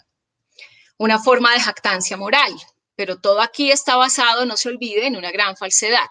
Dueñas falsamente barbadas, vuelo falso, visión falsa, desobediencia falsa, ¿no? Porque él dice que sí se levantó la venda de los ojos, ¿no? Además el tema de levantarse la venda es importante también como por su contenido metafórico, ¿no? Lo que significa saber, digamos que presenciar o testificar una revelación, ¿no? Lo mismo que la caída en términos de caer en la cuenta, ¿no? Digamos, como ese conocimiento. Entonces, bueno, falsa desobediencia, humildad falsa y falso gobierno. Verdadero, sin embargo, es el contenido de la falsa revelación, de canónica humildad cristiana. Y también verdadero el regreso a lo que fue, es y será. Escudero, agricultor, humilde súbdito. Bueno, voy a dejar acá, ahí como les decía yo estaba tomando unas citas de este estudioso de apellido Laina. Voy a ir entonces a las preguntas. Entonces, tal vez tenemos aquí la primera. Espera, María Piedad. Espera un segundo. María Piedad. Sí. En primer lugar, muchísimas gracias. Una charla muy bonita, muy ilustrativa y sobre todo se ve que tú le has trabajado bastante a esto del Quijote y Cervantes, ¿cierto? Motivar desde ya las preguntas, pues la dinámica es que pues entre Reinaldo y yo te las vayamos haciendo y vayamos trayendo al público estas preguntas, pero yo quisiera empezar por una pregunta y es, generalmente estos literatos y estas personas que son un poco brillantes en la literatura, pues ciertamente son genios en sus saberes, ¿cierto? Pero no sé si en alguna manera Cervantes tuvo como un grupo, como una escuela, como alguien alrededor donde pudiera inspirar todas estas cosas, ¿cierto? Porque, pues, gente brillante existe, pero uno encuentra que hay más bien es comunidades o grupos humanos o escuelas detrás. Entonces, ¿quién podría estar detrás de Cervantes para poder hacer todas estas reflexiones o maneras de presentar? Bueno, pues no podría responder eso. Ahorita sí pienso que mi profesora Mary Gaylord podría dar aquí una disertación maravillosa sobre eso. Me atrevería a decir, digamos, con la humildad de Sancho también, ¿no? con obviamente la certeza de equivocarme también, sin conocer, digamos, como esta posibilidad de que Cervantes en efecto haya pertenecido como a grupos o academias, porque por ejemplo sí, pues yo sé por ejemplo que López sí perteneció a una academia, ¿no? Y bueno, de hecho justamente la academia, hay que decir por ejemplo eso también, ¿no? El Quijote es una invectiva contra la comedia nueva, ¿no? Que es la de López. Y justamente es esta academia de López la que va a escribir el Quijote de Avellaneda y le van como a chiviar la publicación de la segunda parte del Quijote y ellos publican una segunda parte en 1614. Entonces, por eso Cervantes, digamos, en el prólogo a esta segunda parte de 1615, pues defiende, ¿no? Que él es el verdadero autor, en fin. Entonces, digamos, Lope pertenece a una academia, sabemos también que hay como unos tratos significativos de Góngora, como también como con grupos de literatos y de, dijéramos, de sabios, de letrados de la época. Yo no sabría decir si Cervantes también, pero lo que yo sí sé es que Cervantes es un extraordinario lector, ¿no?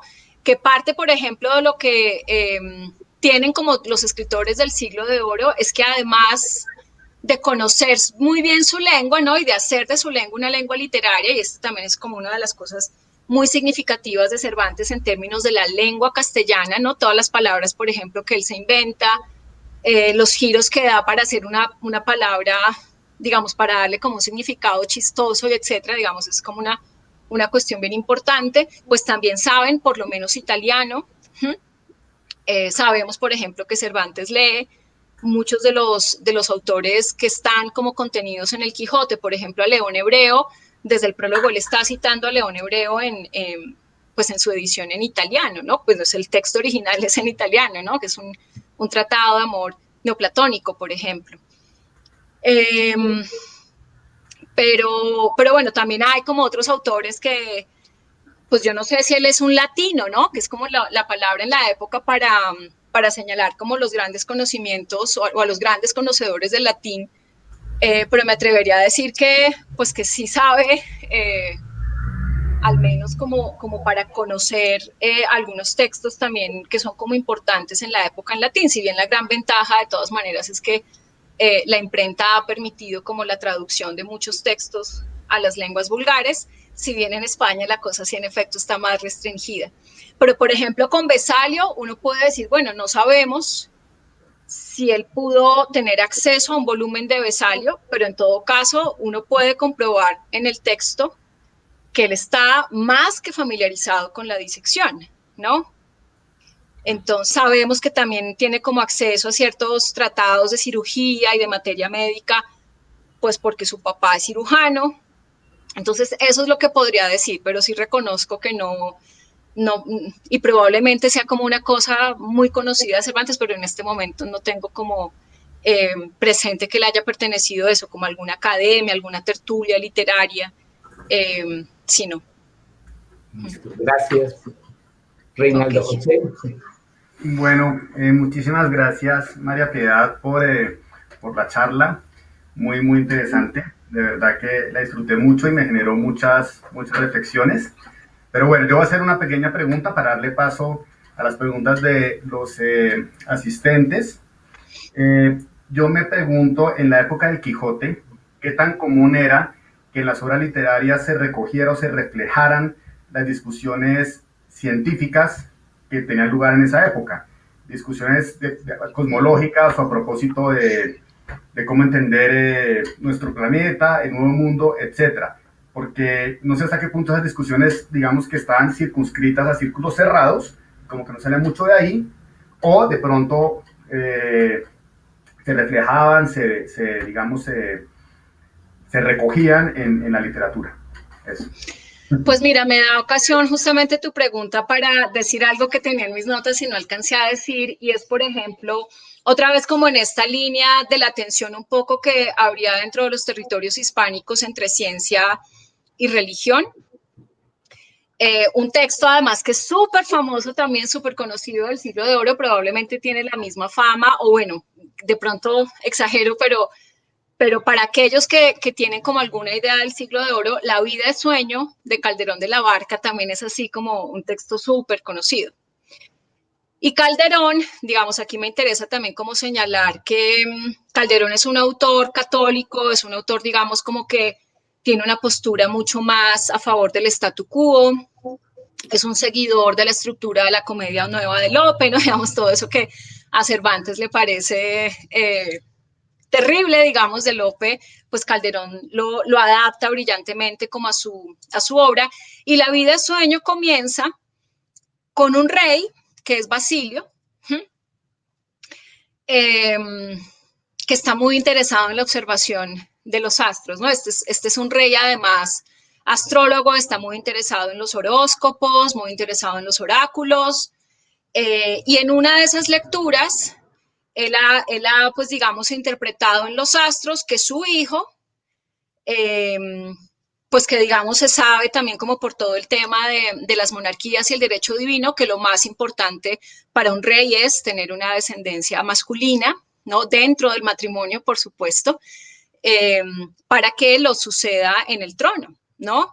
Y entonces su esposa han deseado mucho un hijo, etcétera, su esposa está embarazada y los astros le dicen que su hijo va a matar a la esposa y lo va a derrocar a él, ¿no? Entonces, en efecto, cuando nace Segismundo, la esposa de Basilio muere y él, pues digamos como que de alguna manera dando crédito a esta profecía, a esta interpretación que la ha hecho, encierra a Segismundo en una cueva, en una torre, perdón, ¿sí? Entonces, digamos, es interesante cómo Calderón utiliza esta cuestión que nosotros podríamos decir científica, porque en la época la astrología no tiene como el desprestigio, de alguna manera, o la mala fama con la que puede contar hoy, sino que de hecho es importante. Y esta cuestión, por ejemplo, del vuelo visionario, de la que habla Laina, ¿no? Este vuelo visionario, perdón, de Sancho respecto a una suerte de, ¿no? de anticipación de lo que va a ser su gobierno de la ínsula, pues está asociada con el gobierno. Aquí pensemos, por ejemplo, lo que ocurre con un caso que sucedió en la España del siglo XVI, que es el caso de Lucrecia de León, o la España del siglo de oro, que tiene sueños, sí, es el 16, sueños proféticos, políticos, sobre Felipe II. Ay, perdón, casi tumbo el computador. Por ejemplo, Lucrecia se sueña la derrota de la Armada Invencible antes de que pase, ¿no? Entonces, digamos, hay una asociación, en efecto, entre sueños y visiones y profecías con el gobierno. Y cosas que la gente no se atreve a decir o que los más cercanos a Felipe no se atreven a decir, ella las sueña y las dice, ¿no?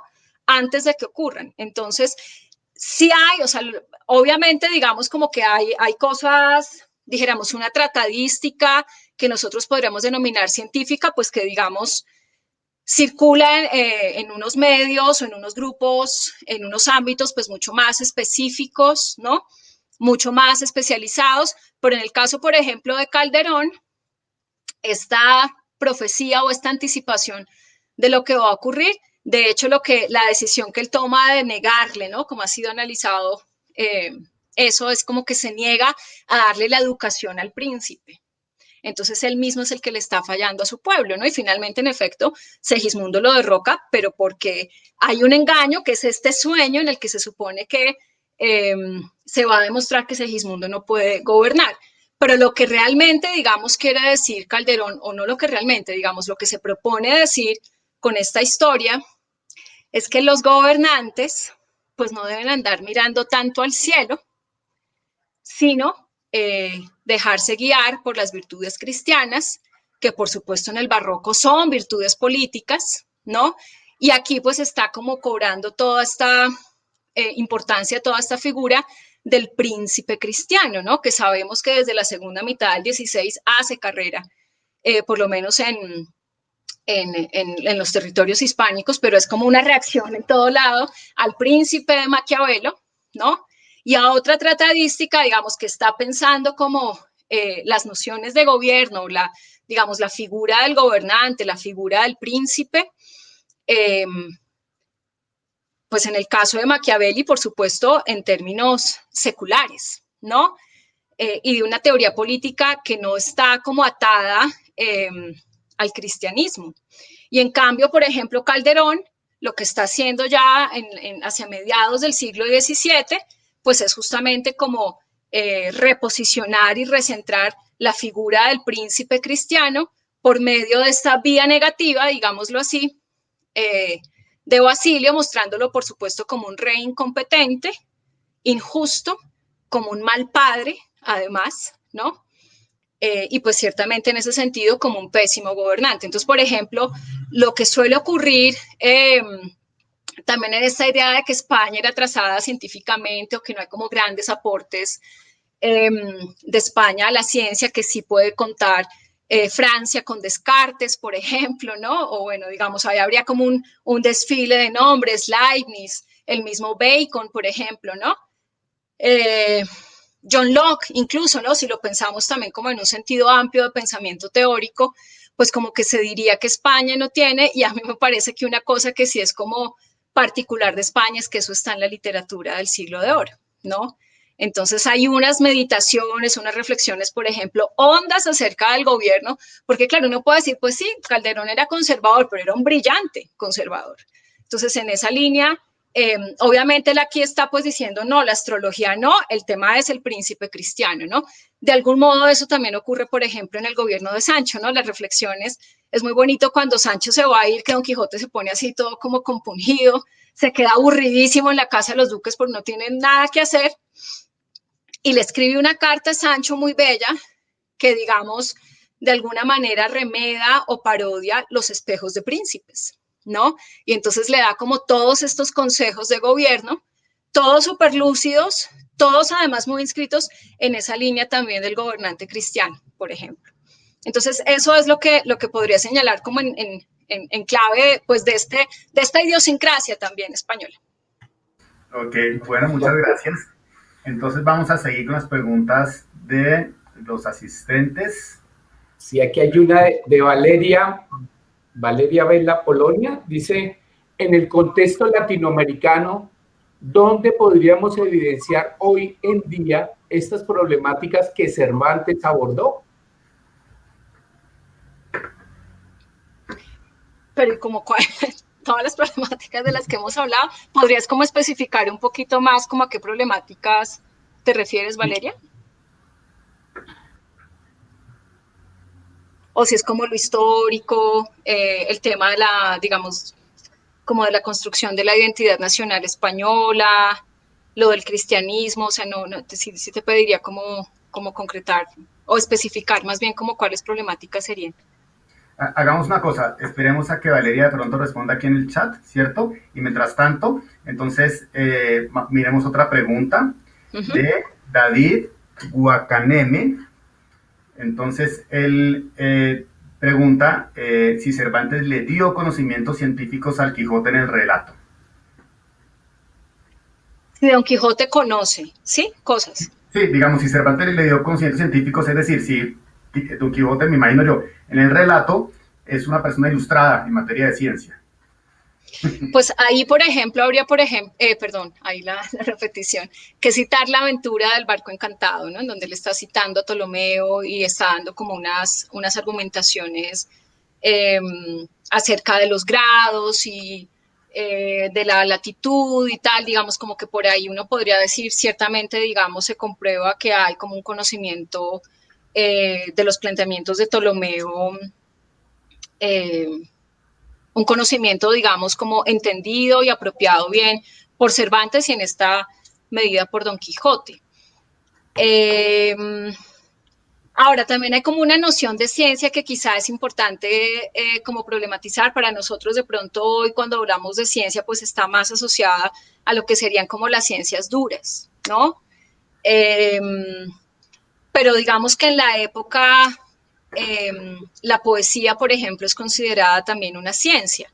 La misma caballería andante, Don Quijote la define como una ciencia y entre otras cosas, por ejemplo, dice que el caballero andante debe ser astrólogo. Permítanme, busco la cita exactamente.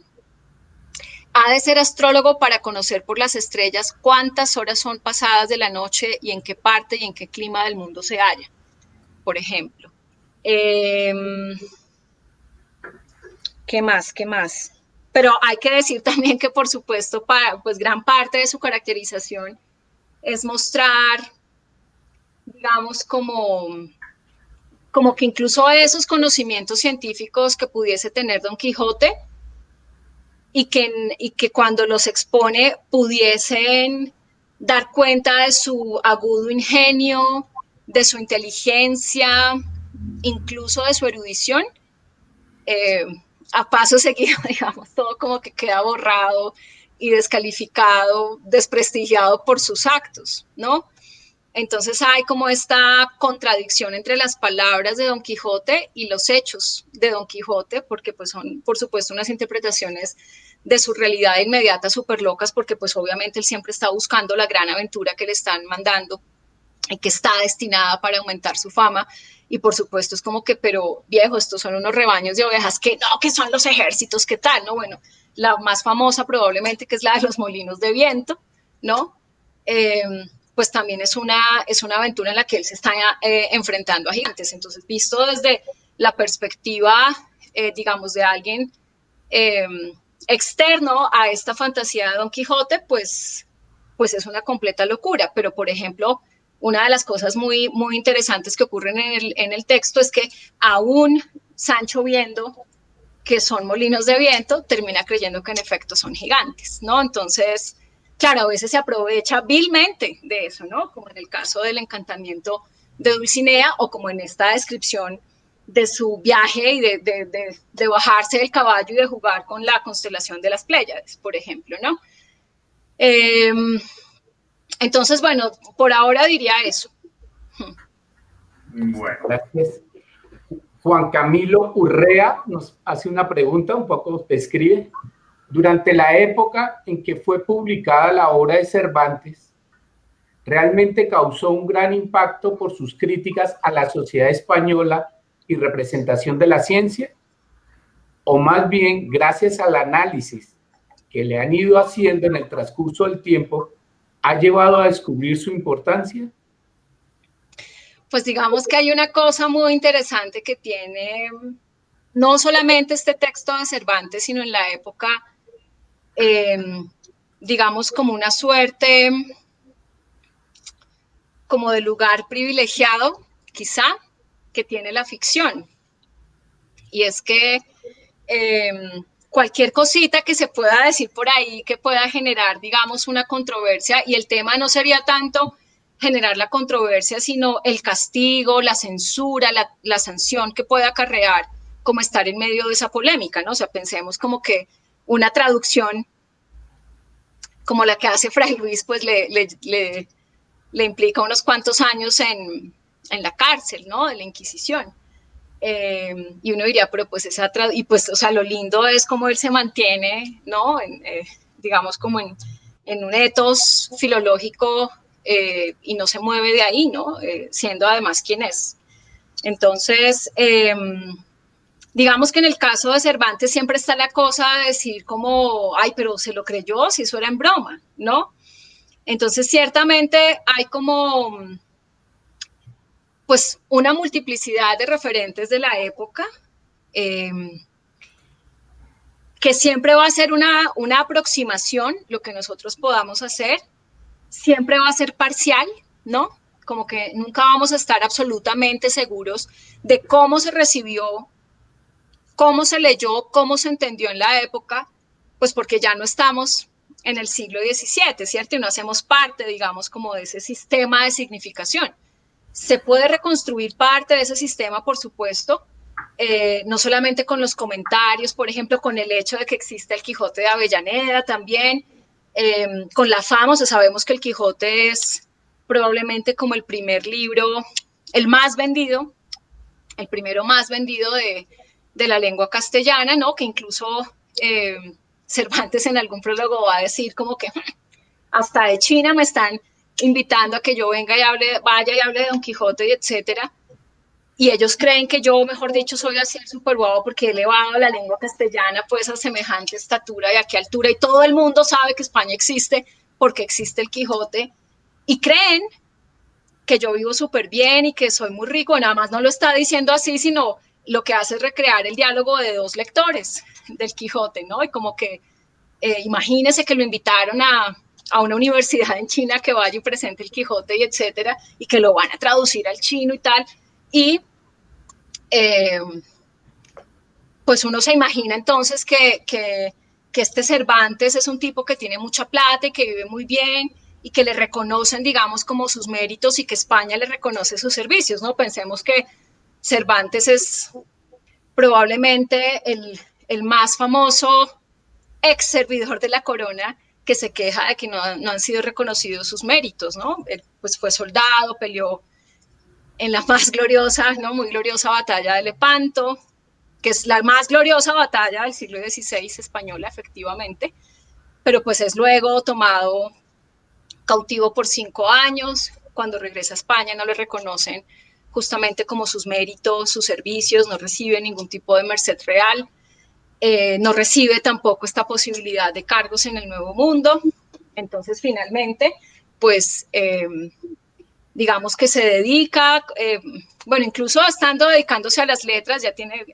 publicada la Galatea, por ejemplo, cuando pide el cargo en el nuevo reino de Granada y aún así se lo niega, entonces como que por ningún lado hay como ese reconocimiento de sus méritos. Y pues digamos que tampoco en las letras, este tópico renacentista de las armas y las letras, porque pues tampoco vive tan bien, ¿no? Sabemos que Cervantes no tiene una vida holgada, tranquila, despreocupada económicamente, todo lo contrario, ¿no? Igual que Góngora, ¿no? Los dos grandes genios de la literatura del siglo de oro son los que pasan más penurias económicas y más, digamos, como cuestiones tremendas, situaciones tremendas en términos también como sociales, ¿no? Eh, y entonces el otro lector le dice, oiga, ¿cómo así? Entonces el man no es rico. No, pero él debería ser muy rico y vivir muy bien. Claro que si es la pobreza, si son sus necesidades las que lo hacen escribir también, pues entonces que siga siendo pobre, ¿no? Y ahí es como el cierre que le da Cervantes al prólogo. Entonces un poco uno también podría decir, no, pero esta es una crítica tremenda que le está haciendo a la corona, al sistema, no sé qué, pero siempre como tiene como esta dimensión paródica, esta risa, ¿no? Este humor, esta burla, como que entonces sí es en serio, pero al mismo tiempo no lo es, ¿no?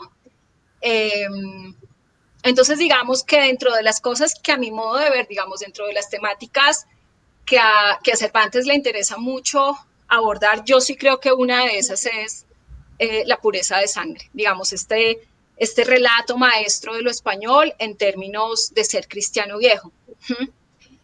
Parte, por ejemplo, de algunas interpretaciones que se han hecho al nombre de Don Quijote y al hecho de que sea un lugar de la Mancha, de cuyo nombre, bueno, incluso a eso, que sea la Mancha, ¿no? En términos de no ser inmaculado, de no ser puro, ¿sí? Que no se quiere acordar cuando todos los caballeros andantes son de alguna parte, Amadís de Gaula, ¿no? etcétera. Todos son como de alguna parte, y él es de La Mancha, pues que sabemos que está La Mancha, pero al mismo tiempo tiene como esta, digamos, esta ambigüedad, y el nombre de Don Quijote, que si era Quijana, Quijada, Quijano, Quesada, ¿no? Otra, digamos, una cosa que yo interpreto, por supuesto, con Jiménez de Quesada. Pues digamos que digamos, desde ahí uno podría pensar como que a él le interesa comenzar a problematizar, a oscurecer ese relato maestro y esa como cuestión prístina, esa identificación prístina de los españoles como cristianos viejos, ¿no? Entonces, si el mismo Don Quijote no tiene un origen tan claro, ¿no? Siempre en la época se interpreta como que si alguien tiene un origen así poco claro, eso es porque es judaizante, digamos, ¿no? El mismo Góngora, recordemos a Quevedo burlándose en ese famosísimo soneto Una nariz, ¿no? Burlándose de Góngora, pero acusándolo justamente de judío, ¿no? Entonces, me parece que, por ejemplo, ese sí es un tema tratado con mucha seriedad, con mucha sensibilidad, con mucha agudeza por parte de Cervantes en el Quijote. Así como, a mi modo de ver, también un tema que está como muy presente es ese registro historiográfico, digamos, como la escritura de la historia. Una cosa que está súper abordada y súper parodiada en el Quijote es eso, cómo se escribe la historia, ¿no? Finalmente hay como unos relatos súper triunfalistas, tanto de la Reconquista como de la historia española en la península, como de la conquista de América, ¿no? Y Cervantes mira eso críticamente, o sea, no se trata de decir vamos a acabar con España y España no, y no sé qué, pero sí lo mira críticamente y por eso parte de lo que es el Quijote es una historia, ¿no? En el sentido, digamos, como que hay un autor que es un historiador y por eso mete así de Amete, Benengeli, que se supone que es el historiador que escribe la historia de Don Quijote, y por eso también hay un traductor, ¿no?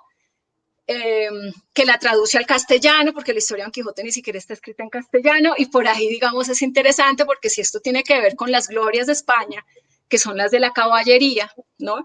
Pensemos, toda la tradición del romancero tiene que ver con los caballeros españoles. Y esta historia de caballería no está escrita en castellano. Y necesita de un traductor del árabe al castellano, en una ciudad que también tiene como una... digamos que es como una suerte de intersección o que tiene una población que es Toledo, ¿no? Donde aparecen los manuscritos de la continuación, de la aventura, del vizcaíno y no sé qué. Entonces, digamos, como que todo eso, por ejemplo, sí me parece que está muy presente, que lo que no se ha hecho suficientemente, a mi modo de ver, en toda la tradición crítica que tiene el Quijote, porque el Quijote se ha escrito sobre todo, pero en realidad no sobre todo tampoco. Entonces, por ejemplo, una de esas cosas es esa relación con el discurso historiográfico de la época y la relación del discurso historiográfico con esa construcción de España como proyecto nacional en el siglo XVI. Entonces, una cosa, por ejemplo, que sí vale la pena mucho indagar es eso, ¿no? Esa recepción del Quijote en términos de la historia de España, ¿no? Digamos, de ser reconocido como un libro de historia, un libro que quiere abordar y problematizar la escritura de la historia en la época. Y ahí a mí, digamos, me parecería muy interesante ver qué tan polémica pudo haber sido la recepción ahí. Ese es el doble filo de la ficción, ¿no? Como por un lado puede salvar de cosas, como, todo bien que era en broma, ¿sí? Pero por otro lado, pues hace que aquello que se dice en serio, pues no necesariamente se tome en serio, ¿no? Bueno, muchas gracias, María Piedad. Propongo que sigamos con una pregunta de Ángela Martínez, que dice así: las referencias que hace Miguel de Cervantes dentro de la obra a los hechizos y brujería o encantamientos, me acuerdo que dice, se podría considerar como una referencia oculta a la iglesia o a la ciencia de la época. Pues obviamente yo sí creo que hay un guiño como a todo ese borde, digamos, de ortodoxia, ¿no? Digamos, como que si uno analiza, por ejemplo, la historia de los santos de la época y etcétera, es como que no es tan clara cuál es la línea que separa la ortodoxia cristiana y la santidad de aquello que se puede considerar heterodoxo, ¿no? Y entonces creo que una cosa que le gusta hacer a Cervantes es como meterse por esa linecita poco clara, ¿no? Obviamente si uno lo piensa como en un contexto, dijéramos, más amplio, no sé, pensando en el humanismo italiano del siglo XV, ¿no? En alguien como Ficino, en alguien como Bruno, en alguien como Pico de la Mirándola, por ejemplo, ¿no? Que, por ejemplo, Pico está presente en algún texto de Góngora, incluso está presente también en algunos textos del Nuevo Mundo, ¿no? En el Discurso en loor de la poesía, que es un texto peruano de principios del siglo XVII, o en el mismo Inca Garcilaso, pues que está escribiendo desde finales del XVI y primera y segunda décadas del XVII, o sea, están presentes en esa época, quiero decir, vigentes, etcétera, ¿no? Como estos textos de Pico, pues uno allí vería que pues que se habla como de una magia buena y de una magia mala, ¿sí? Y pues por supuesto, digamos, si uno cruza esto, pues hay también una tradición brujeril muy importante en la península, que digamos, averiguar o pensar o rastrear esa tradición ni siquiera requeriría de América. Pero de hecho es por esa tradición que muchas de las prácticas de los nativos del Nuevo Mundo son consideradas idolatrías o son consideradas dignas de ser extirpadas, ¿no? De ser perseguidas, de ser castigadas. Entonces, pues obviamente hay también como unos referentes importantes a lo largo del XVI a procesos de brujería en España, a quemas de brujas. Pienso ahorita como en un referente que ha sido trabajado en clave también como de los casos de brujería en América, que es el de las brujas de Zugarramurdi, ¿no? Incluso hay también como películas y cosas sobre ese caso. Pero obviamente también Cervantes en eso es muy, muy precavido, ¿no? Digamos, uno a veces quisiera como encontrar, poder fijar a Cervantes como que entonces ese sí es así también súper católico, como en el caso de Lope, que pues es, o Quevedo, ¿no? ¿Quién duda eso de Quevedo?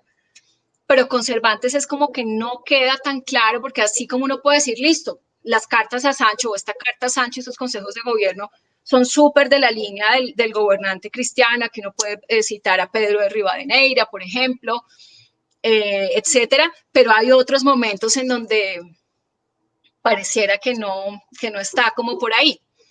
Entonces, digamos que en esa línea, yo creería que más que digamos, buscar una provocación, no sé si eso era lo que estabas preguntando, pero más que una provocación o una suerte de guiño, como decías, como de decir esto no está tan mal o algo así, es más como esto está, ¿no? Y esto goza además de amplísima popularidad y aquí acuden no solamente como las gentes de los estamentos bajos, sino también la gente poderosa, ¿no? Entonces, es más como en esa línea, ¿no? O sea, finalmente estos son también unos duques, ¿no? Y en esa línea es como que en ocasiones los que menos cristianamente viven son aquellos que se supone que son modelos de comportamiento, ¿no? Y que de hecho están como mucho más públicamente vinculados al statu quo. Y sin embargo viven de maneras como mucho menos, que practican otras cosas y no justamente aquello como que representan públicamente. Entonces, más bien por ahí vería yo un poco el tema de las hechicerías y las volaterías. Y obviamente los encantamientos, pues sí, por supuesto que es pues, lo rematado que está Don Quijote, pero ciertamente como toda la, digamos, el contenido de la tradición caballeresca, de libros de caballerías. Profesora María Piedad, el tiempo es inclemente con nosotros. Quisiéramos estar mucho más. Excelente, muchísimas gracias por tu charla, realmente muy bonita y muy ilustrativa. Disculpen a todo el público, tenemos muchas preguntas que hubiéramos querido, de pronto te las podemos hacer llegar algún día y después sí, claro. seguir, porque la idea es que este espacio siga y que tú nos puedas contar. Por ejemplo, sé que tú eres experta también en algo del manejo del tiempo de la época de la colonia, entonces estos temas nos interesan también. Y quiero aprovechar también para invitar al próximo coloquio. Tenemos el miércoles 8 de septiembre, invitamos al profesor Jairo Alexis Rodríguez. Él es un profesor investigador de la Nacional, ha estado muy de cerca en el acelerador de partículas que está allá en Suiza, y nos va a hablar un tema muy interesante que se llama el lado oscuro del universo. Se ha escuchado mucho de la materia oscura, del bosón de Higgs, etcétera. Entonces, él pues, nos va a ilustrar un poco sobre eso, ¿cierto? Y hacernos esas preguntas, bueno, ¿qué es aquello que va más allá de la materia? Si se puede hablar de algo más de la materia. Entonces, de nuevo, muchísimas gracias. Esta es tu casa. Tú sabes que aquí esperamos que sigas compartiendo y esperamos que todo el público nos siga acompañando en los próximos coloquios. Sí, muchísimas gracias. Muchas gracias. No, pues muchas gracias a ustedes por la invitación. Muy chévere volver a verlos. Solamente quisiera anotar sobre la pregunta que hay sobre la ingeniería, pues recomendar que lean el episodio de los batanes, por ejemplo, que creo que hay una cosa interesante en términos de ingeniería hidráulica que tiene que ver también como con Leonardo da Vinci, por ejemplo. Entonces, bueno, es ahí como para dejar a quien hizo la pregunta picado con el tema y que vaya. Además que es un episodio, para mí, el más gracioso de todo el Quijote, es ese. Y además está metido Colón ahí también. Yo hago una lectura como desde la relación del tercer viaje que mencionaba en el inicio de la presentación, en ese episodio de los batanes. Entonces, bueno, ese mundo protoindustrial que aparece allí. Muchísimas gracias. Entonces, una listo, feliz pues muchas gracias. Bueno, sí. Y ahí nos vemos. Buenas noches. Feliz noche. Buenas noches. Hasta luego, pues. Ok, chao. Chao.